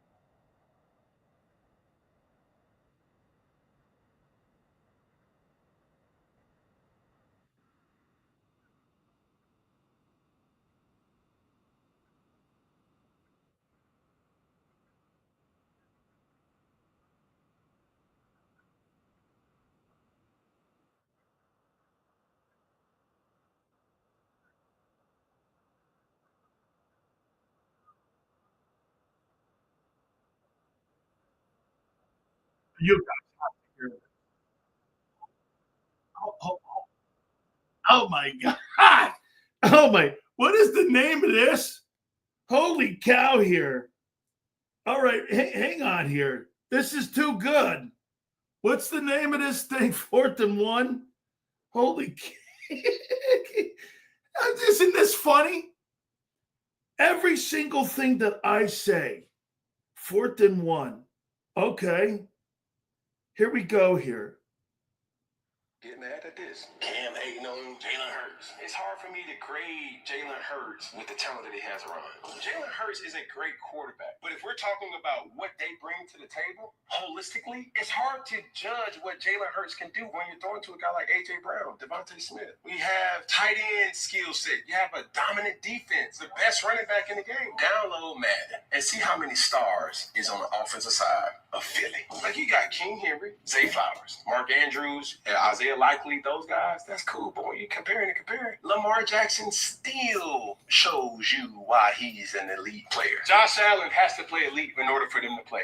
Lamar Jackson has to play at a high level for the Baltimore Ravens, even though that they have a dominant defense. Patrick Mahomes, he got a lot of talent. But boy, oh boy, you can't put no John Doe in Patrick Mahomes and think that they still going to win the way they win it. I understand that. Jalen Hurts does not have to play elite for the Philadelphia Eagles to win. He has to play good, but he doesn't have to play elite. We're not asking you to win the game. We're just asking you not to lose it. Well, you asked that question, are we winning because of you? Solely because of you? Or is it the resources around you? So, Dan. Hey. Okay.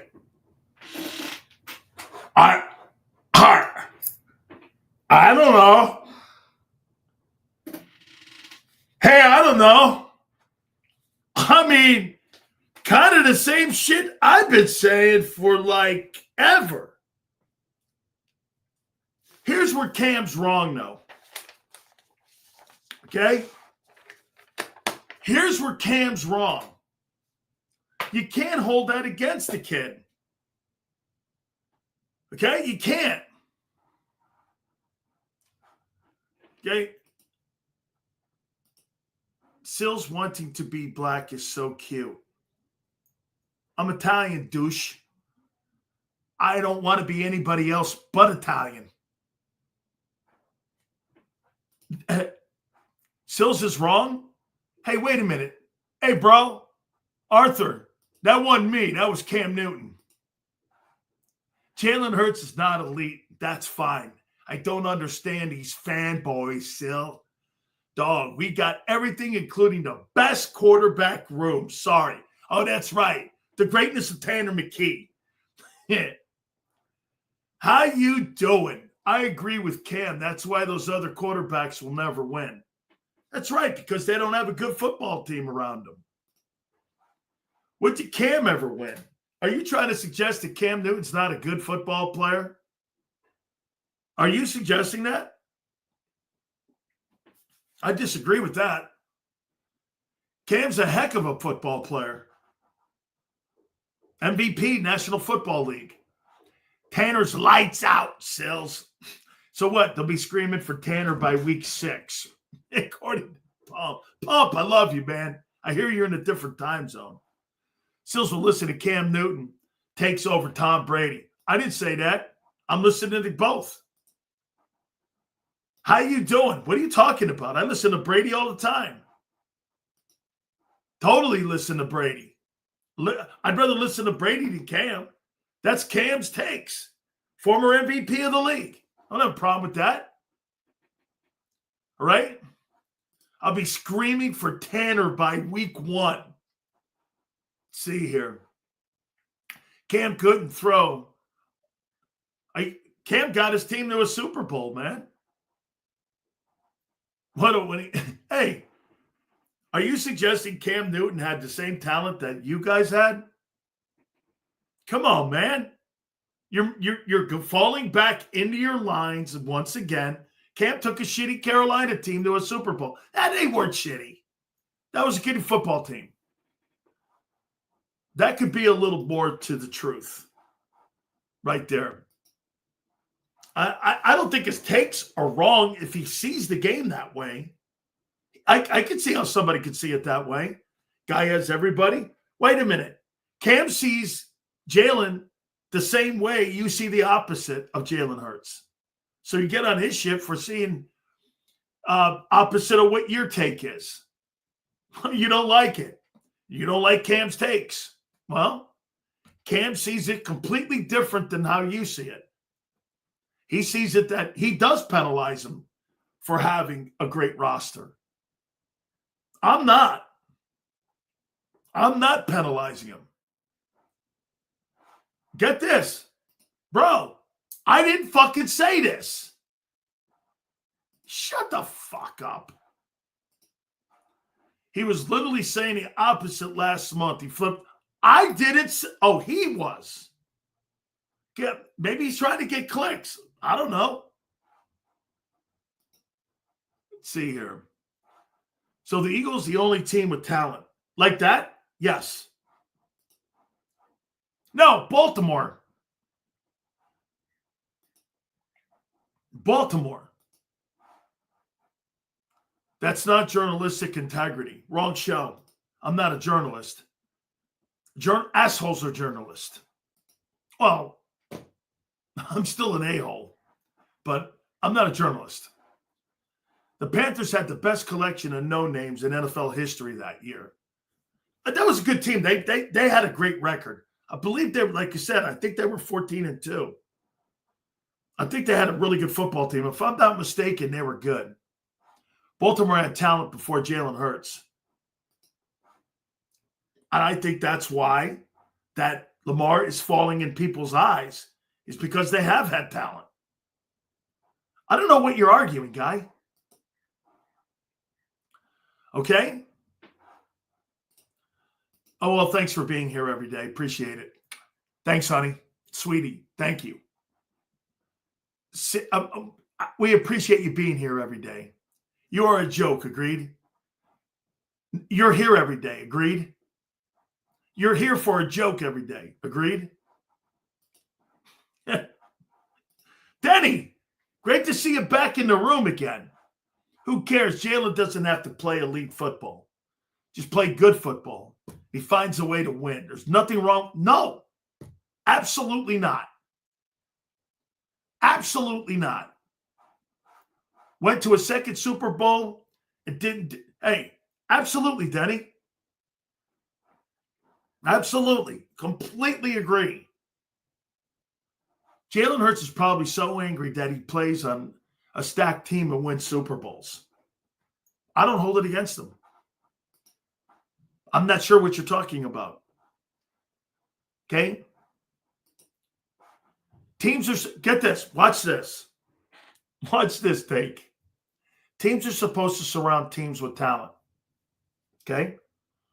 Look like the Eagles, Ravens, Niners, Chiefs, Lions, and are one of the few to actually do it. Okay? And? True. Yes? All playoff teams.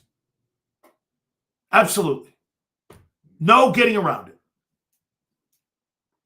Okay? No getting around it. Who did he play? Oh, that's right. It was the Patriots and Brady. Did it ever cross your mind? Did it ever cross your mind that Brady was just better and the Patriots were just better? Or no? Other players are better than other players. Did it ever cross your mind? Okay? Let's see here. Let's go down the list here. Let's see here. I want to double check. Did they lose to Peyton Manning? Was that the Manning game? Did they lose to Manning? Cam lost to Manning. Did it ever come to you guys' conclusion that Peyton Manning was better? Peyton Manning's better than Cam Newton.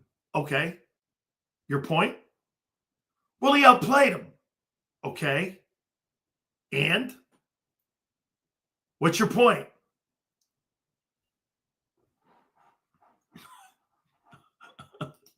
Was that the game Von Miller? Was he? Is that the Von Miller MVP game that he had? Was that Von Miller's Super Bowl MVP? If we're talking about quarterbacks that get results, Hurts is at the top. You mean your team gets results? QBs do not play against QBs. Correct. So if that's the case, the MVP of that game was Von Miller. So Von Miller was the most valuable player in that game, right? So the defense, a team having a good defense. Okay. Again, senor, I don't know where you go on this loop-de-loop. Cam Newton. Holy shit. So what was his list of quarterbacks? Let me see where I am with him on this. Let me see here. Cam Newton. Okay, Cam Newton.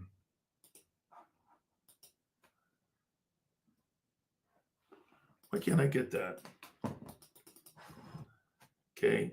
Cam Newton, top 10.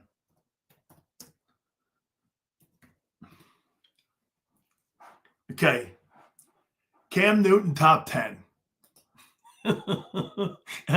This guy's, he's looking for a beating. Eagle fans are going to kill this guy on social media today. Holy cow. All right. Let's see here. Here's Cam. Josh Allen, number 1. Lamar, number 2. Mahomes, number 3. Burrow, number 4. I told you before, you could take those 4 guys. You could put them in a box and you could just throw them around and whatever. Okay? Those first 4 guys are not going to move. Hurts will never be better than those 4 guys. And those guys are tremendous football players for their position and their skill set. There's very few guys that are going to get in that group. That group is great. Okay? So, here. Stafford, 5. Remember when I had Stafford, when I was talking to Xander, I had Stafford 5. Or not 5, 6. I had him, 6. I had him high. Jared Goff at 6. Jaden Daniels, 1 year. No way. At minimum, I'm putting him 10th. I cannot put a guy in a top 5 or in a top 10 ahead of other veteran guys who've done it multiple years. It's just not happening. I mean, no way would I do that. And here's another one. C.J. Stroud, Justin Herbert, I see. Baker Mayfield, I see. I didn't put C.J. Stroud in my top 10. So if I were to use this sheet, I'm sorry, but Hurts would be 5. And here, let me use his sheet. And I'll use his 10. I'd put Mahomes 1. I'd put Allen 2. I'd put Burrow 3. I might put Burrow second. Actually, I'm going to put Burrow second. Allen 3. Lamar 4. Man, I would put Hurts 5. But off this list, the rest of these guys, I am not going to put Jaden Daniels 5 off this list. So I would put Stafford there. 6, Mayfield. 7, Herbert. 8, Golf. 9, Stroud. And 10, Daniels. Daniels is going to be there again. I'm putting Daniels 10th because, again, I want to see the guy do it again. He's a great talent. Once again, though, he's got to put him back to back. Hey, Roland, let me ask you a fair question here. Do you think Jalen Hurts is a more talented player than Jaden Daniels?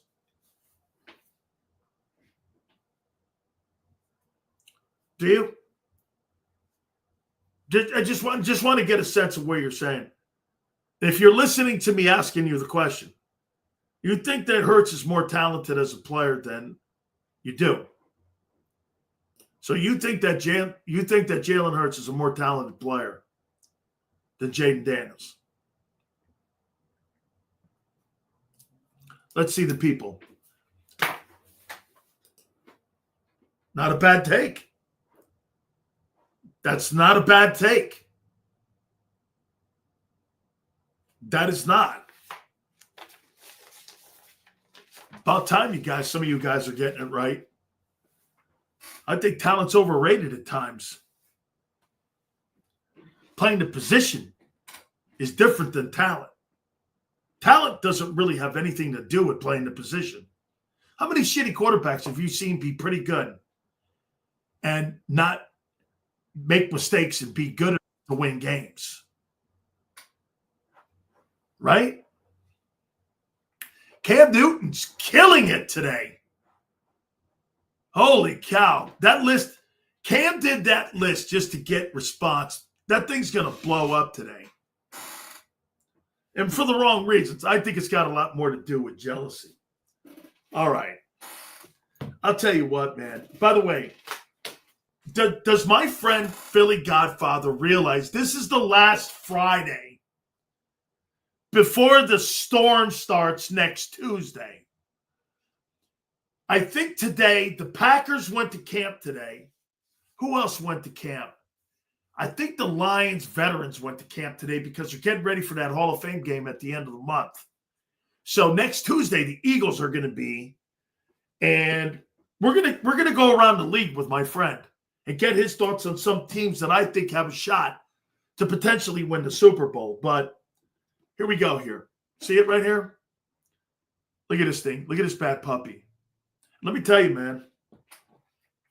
So what I like about the Philly Godfather, you see what he does? Unlike Jason Cole. So what I like is I get through reading a couple chapters here, and he'll drop a picture there. I'm a picture guy. I got to have pictures in my book. Like, I can't read books without pictures in it. And when you get to the very end here, he's got a whole collage of them here. And what I love about it the most, look, he's on with everybody too. And I dig this. 97.3, there's Harry Mays. Look at it. Look at this, man. Can you get any better than that right there? Look at that. Look at this guy down here, man. Look at a Philly Godfather down here. Holy cow. He looks like Emilio Suarez down there.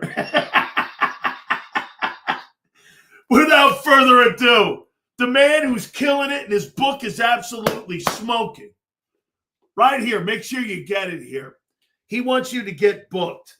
He is our friend, the legendary Philly Godfather. He joins us now here on the show. How you doing, brother? What's going on, Dan? I'm glad you love the book, man. We're kicking ass. I do, man. It's become a movement. I'm on stage September 16th at 7 p.m. at Westchester University, which I never thought I'd be talking to college kids. I dropped out of high school in 9th grade, and then 2 other colleges reached out. So it's spreading like hot fire. I could be doing a college tour. I'm doing a book tour. I could be doing a college tour. It's amazing. Everyone's really gravitated towards this book. A lot of people have told me it's very inspirational to them. And I'm just glad everyone loves it. I wrote it from my heart. I didn't hold back. I didn't sugarcoat nothing. And I guess it shows through, when you read the book.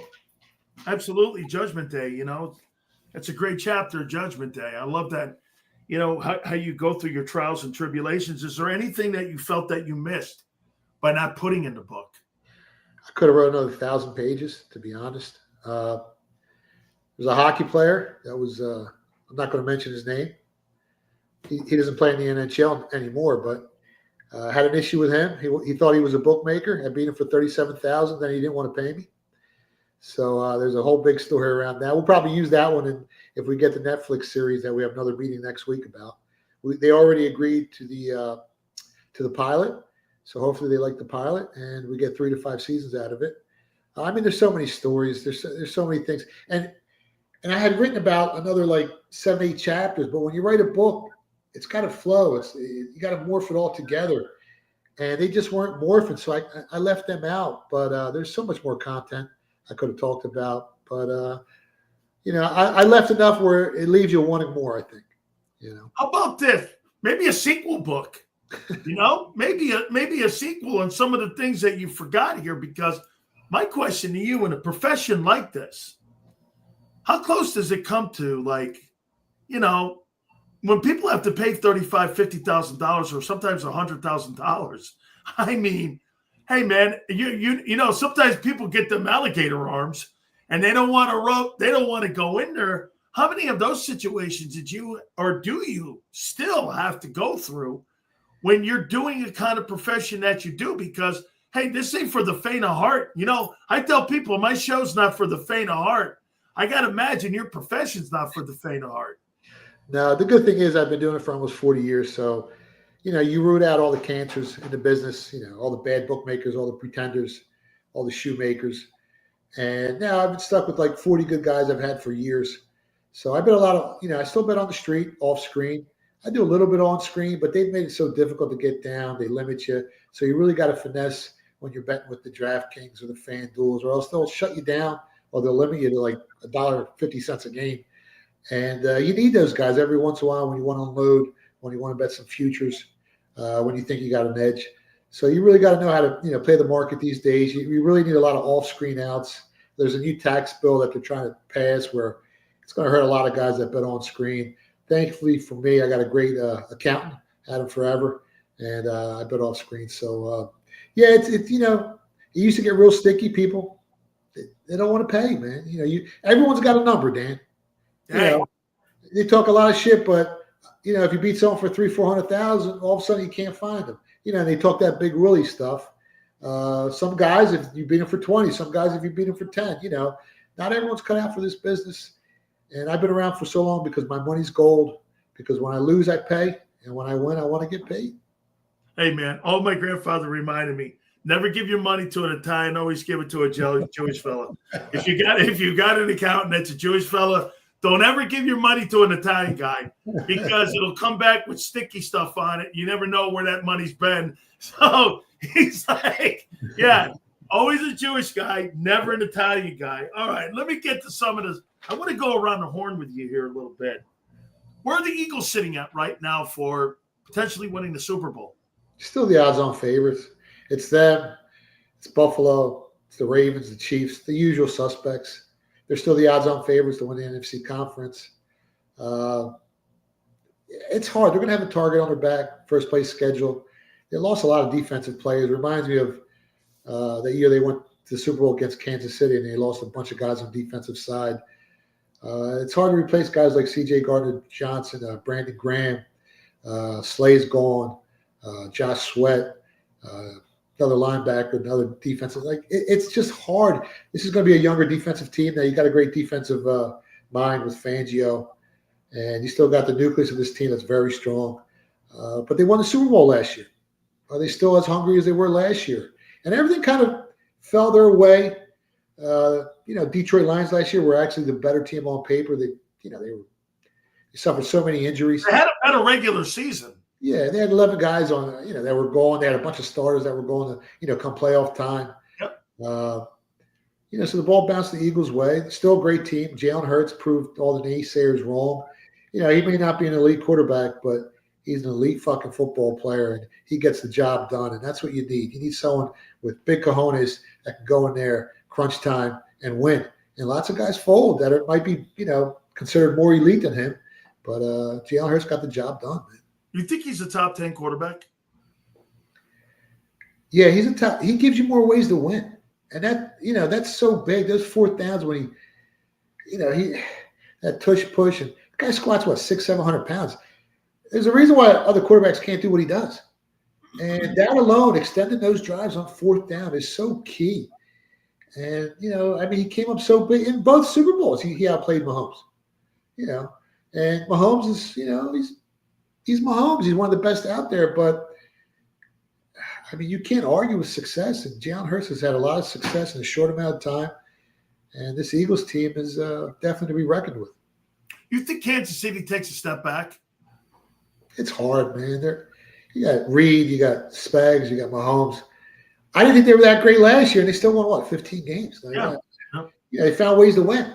That's what great management does. That's what great coaching does.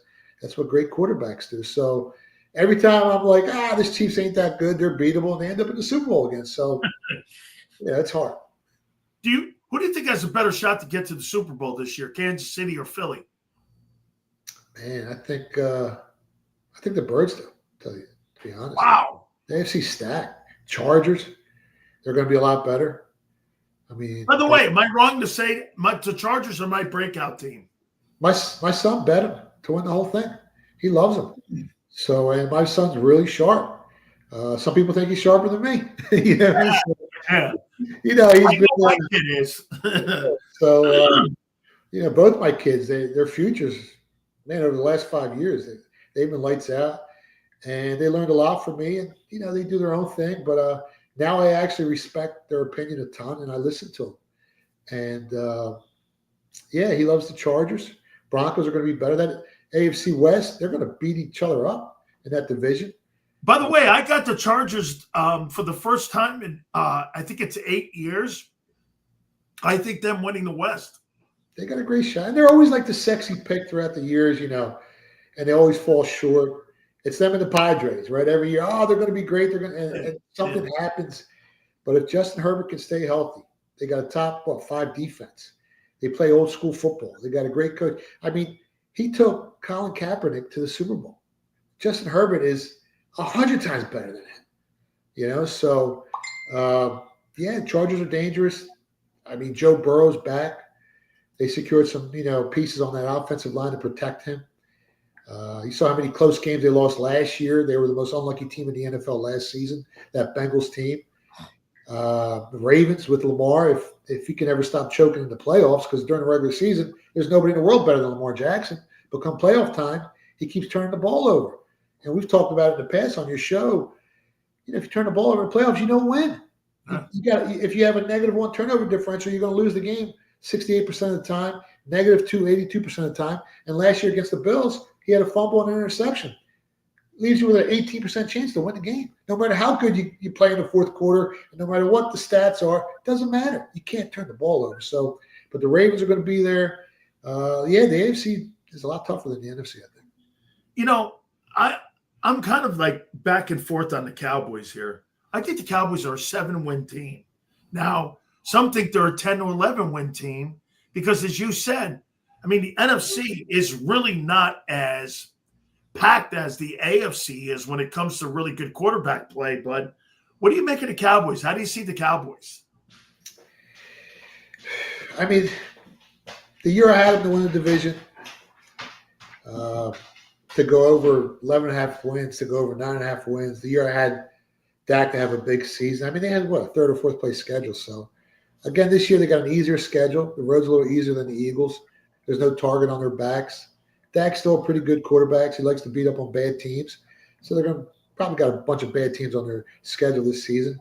I can see them winning 8 games. But, again, the difference between an 8-win team and an 11-win team Correct. is the turnover differential. It's 20 plays in a year. It's it. It's not much.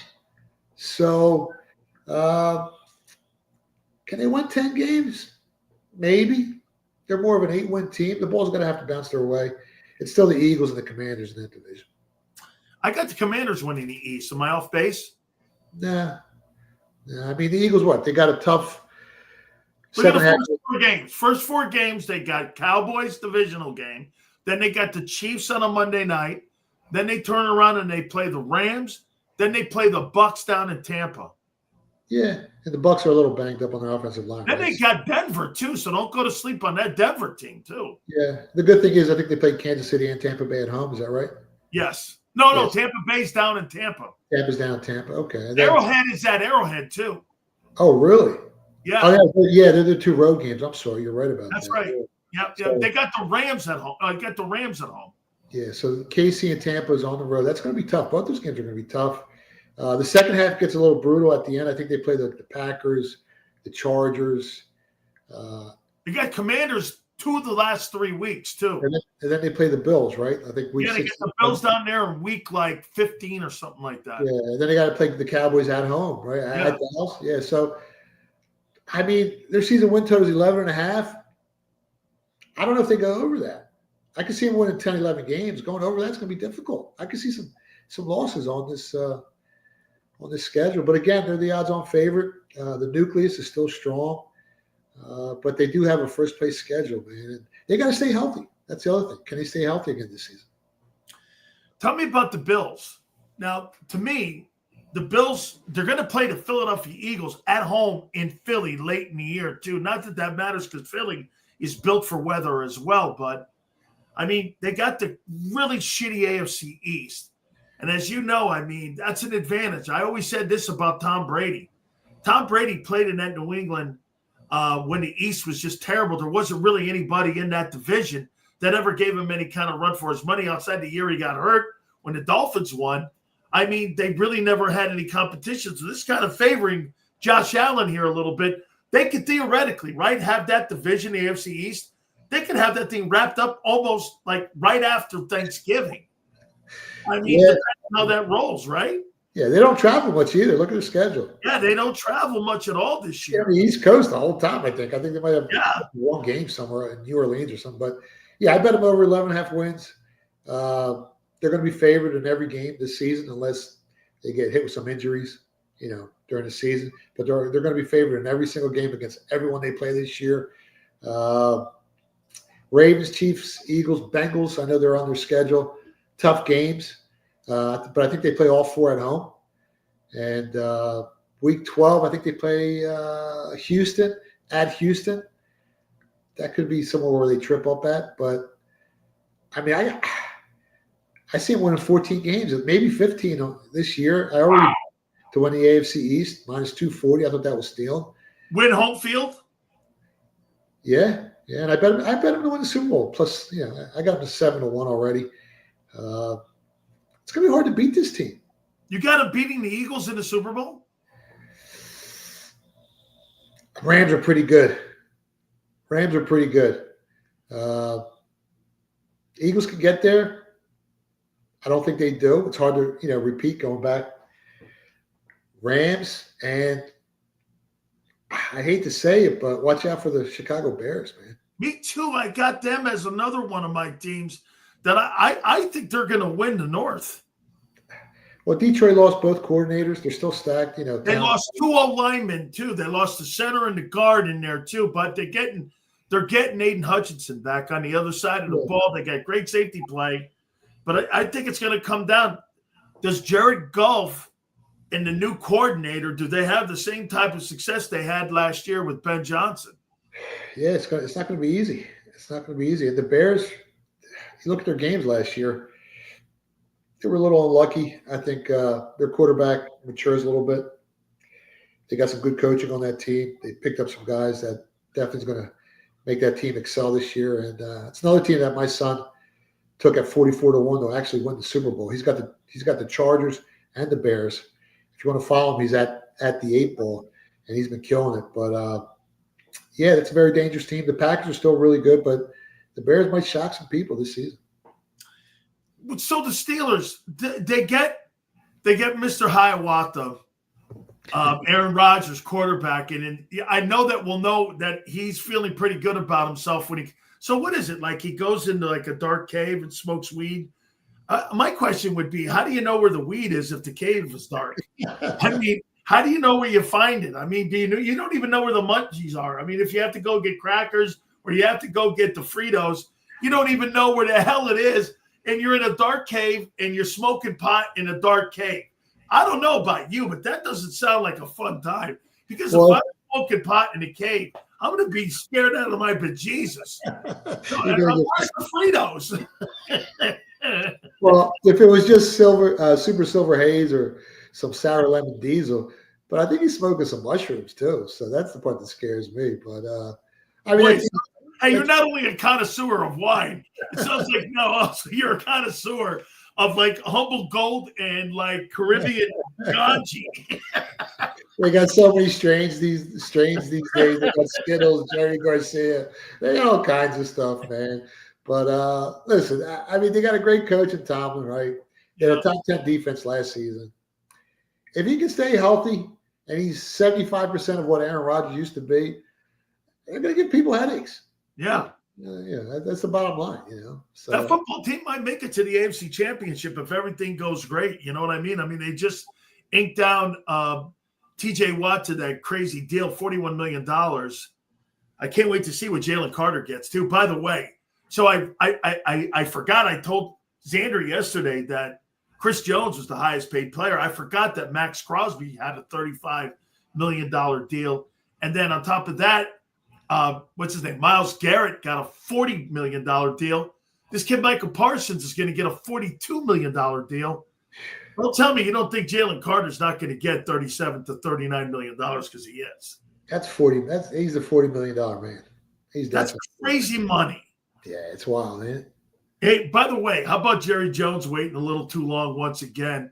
So everybody raises the market on edge rushers, and here's old man Jones getting taken to the cleaners again. He got taken to the cleaners by CeeDee Lamb. He got taken to the cleaners by Dak. And now Michael Parsons is going to take him to the cleaners. And you just said the good chances that they're going to win 8 games. Yeah, well, holy cow. I mean, Jerry's got money coming out of his ears. At this point, and at his age, he's not thinking too far ahead.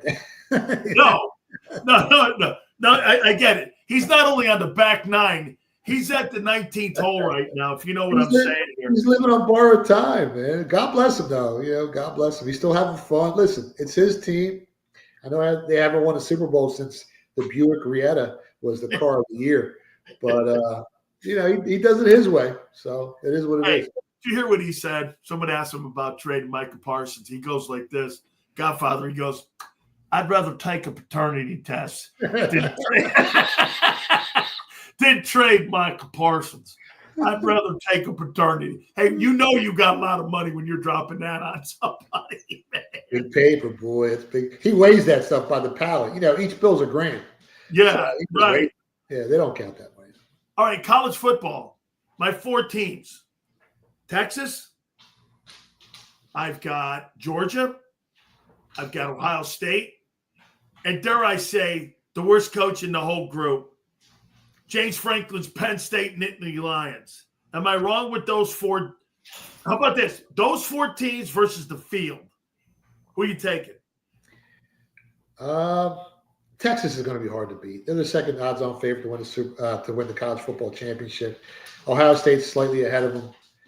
Like you said, Georgia and Penn State. So the odds makers agree with you. Then you got Clemson. I think they're like 10-1. Oregon's at like 11 or 12-1. Alabama's right there as well. Notre Dame really intrigues me because they might get a quarterback. I don't want to say his name, but if they get him, they're going to be a very dangerous team. They got a great defense, great coaching. You can grab them at 12-1 or 10-1, depending on where you shop. I think they're going to announce it next week, whether he goes there or not. I think he is. I already texted you about it, so we'll see. We'll see how it plays out. All right, finally here, Major League Baseball, second half of the season. Phillies shot at winning the World Series. Could you see the Phillies in the NLCS, and could you see them playing the Dodgers in the NLCS, or will it be someone else? By the way, in the American League, how about this one, Detroit? I talked to Kurt Schilling the other day. He said, don't go to sleep on Detroit. Detroit could be a team to keep an eye on. They got maybe one of the greatest arms in the game right now. And that team's got a lot of all-stars on it. But the Detroit Tigers right now, he said the Yankees are a decent team with a great ball player. He thinks the East is going to be a 4-team race between Tampa, Tampa, the Yankees, the Blue Jays, and the Red Sox. They won 10 straight. Heading into the All-Star break, did the Red Sox. Yeah. What do you like making all the way to the NLCS and maybe the series? Well, the NL side, we took the Phillies at 11-1. They definitely got to go get a closer. Right now, they're +8. They got the 3rd or 4th best odds to win the World Series. So we like the Phillies on the NL side. The Cubs are a very dangerous team, best run differential in all of baseball. If they make a couple moves, Padres is dangerous. The Dodgers are the Dodgers. They're a monster on paper, but you don't win the World Series on paper. You still got to play the game. So Dodgers right now, they're the odds-on favorite to win it all. I think they're right around +250. AL side, Yankees are battle tested. Detroit Tigers, we gave them to you guys before the season started at 30-1. They're down to 7-1 right now. So that's our team in the AL that we took before the season started. Astros, that team, everybody hates them, and they just keep winning. The Blue Jays, what they start off? I think like 16-20. Yeah. First place, in the NL East. Now, can they hold on? It's a long season. I think they regress a little bit. I think it's the Yankees' division to win or to lose. But the Blue Jays are right there. Tampa, they might make the playoffs. I don't think they're good enough to win the whole thing. So AL side, we like the Tigers. NL side, Dodgers are a monster. We took the value with the Phillies at 11-1, expecting them to make some moves. Who's better than Wheeler? He's probably going to Cy Young this year. And Cubs, that team's scary, man. That team's really, really scary. Well, the man that I love not only because of the book, but because he doesn't drink Bud Light. Here is, without a doubt, the book. Make sure that you go to Amazon, right? Any other way you can get the book? Yeah, if you want an autographed copy, you can go to phillybooked.com. That's phillybooked.com. I'll sign it before we ship it out. It might take a little bit longer. If you go to Amazon, it's shipped to order. So you buy it today, they probably send it to you tomorrow, but it won't be autographed. And we got all these book signings lined up. There's like 25 dates on tour, and now we're starting to do the college scene. We'll be up on stage. We're going to be live streaming the whole thing at Westchester University. So make sure you guys check it out on my X account at Philly Godfather. It's just it's an amazing ride, Dan. Thank you so much for supporting us. You bet. Thank you so much for promoting the book, man. Love you guys. Absolutely. We love you too, man. And I appreciate you more than you know. Thank you, brother. We appreciate you, man. Make sure you check our friend out. Thank you, brother. You got it. You got it. I appreciate him, man. I like him so much, man. My wife doesn't want me to write a book, nor does my aunt. There's too much in it. Get this, M. Reyes. It would be Mob, Canes, let's see, football, sports talk. Oh my God, I have so many great stories, though. So many great stories. Some of them, you would be stunned. Okay? Yes. Holy cow. Yeah, no, hey, I'm not allowed to do that. You know what? Maybe I'll do that when I'm 10 feet under or 6 feet under. I don't know. Just can't read. I can imagine you trying to spell. What do you think? I'd write the book? What do you think I would do, Twiz? I'd hire M. Reyes to do that. No, man, no. None of that stuff. No.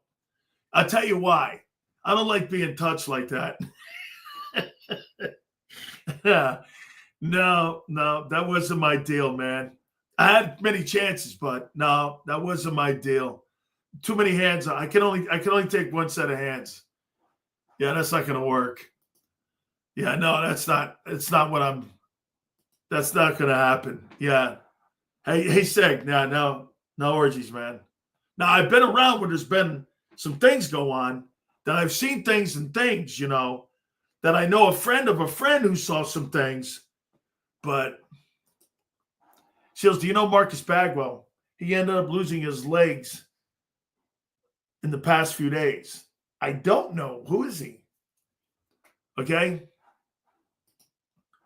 Seals threw a man out a window.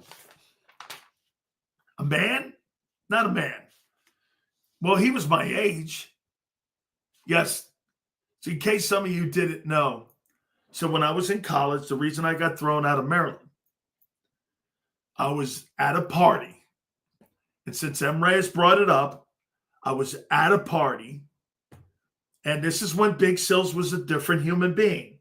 I wasn't as kind and gentle as I am now. Okay.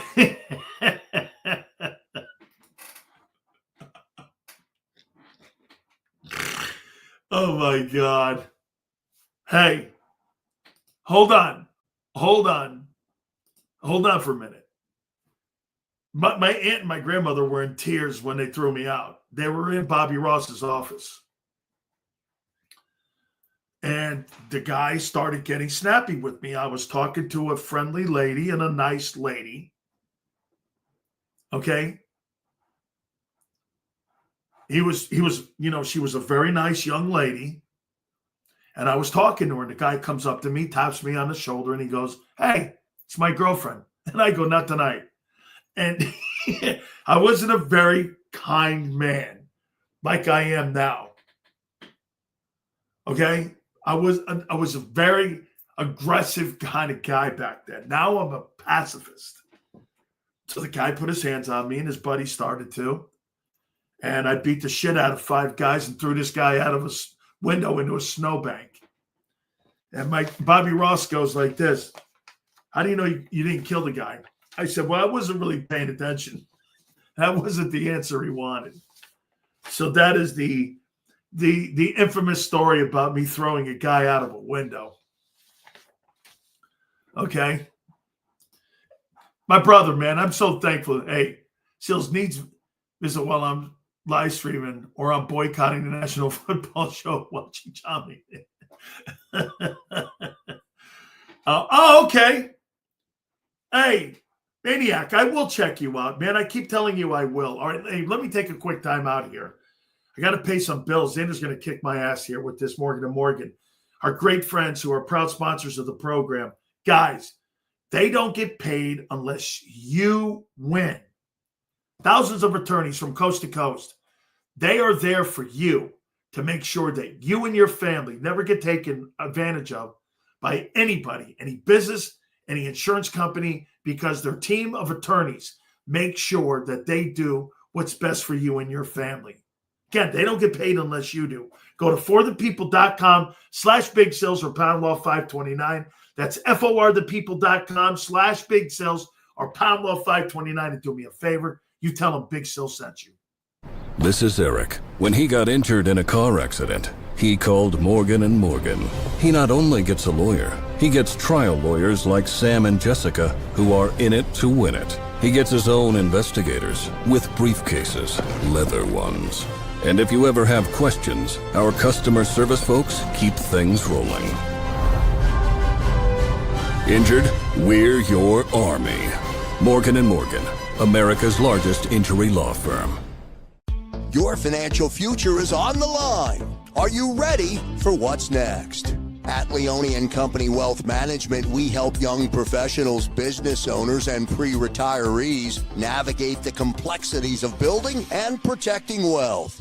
For young professionals, we'll help you grow your wealth, plan for your future, and make the most of your hard-earned dollars. For business owners, we provide strategies to protect your company, manage risks, and create a lasting legacy for both your business and personal wealth. For pre-retirees, we'll design a plan to secure your retirement, ensuring you can live comfortably and confidently in your next chapter. Whether you're just starting out, managing a thriving business, or preparing for retirement, we're here to help you take control of your financial future. The first consultation is on us. Get the advice you need without the cost. Let's make your financial vision a reality. Take the next step. Scan the QR code to schedule your free consultation today. And of course, go Birds.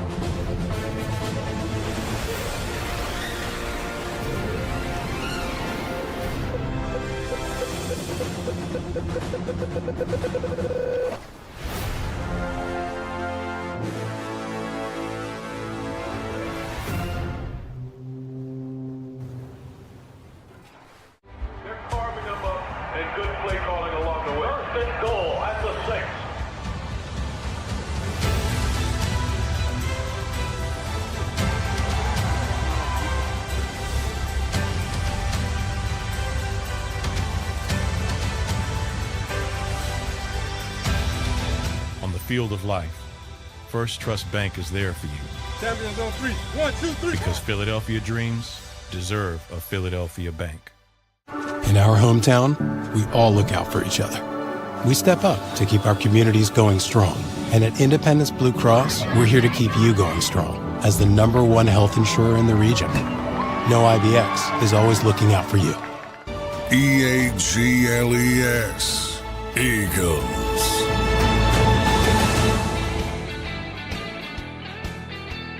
Next week, here.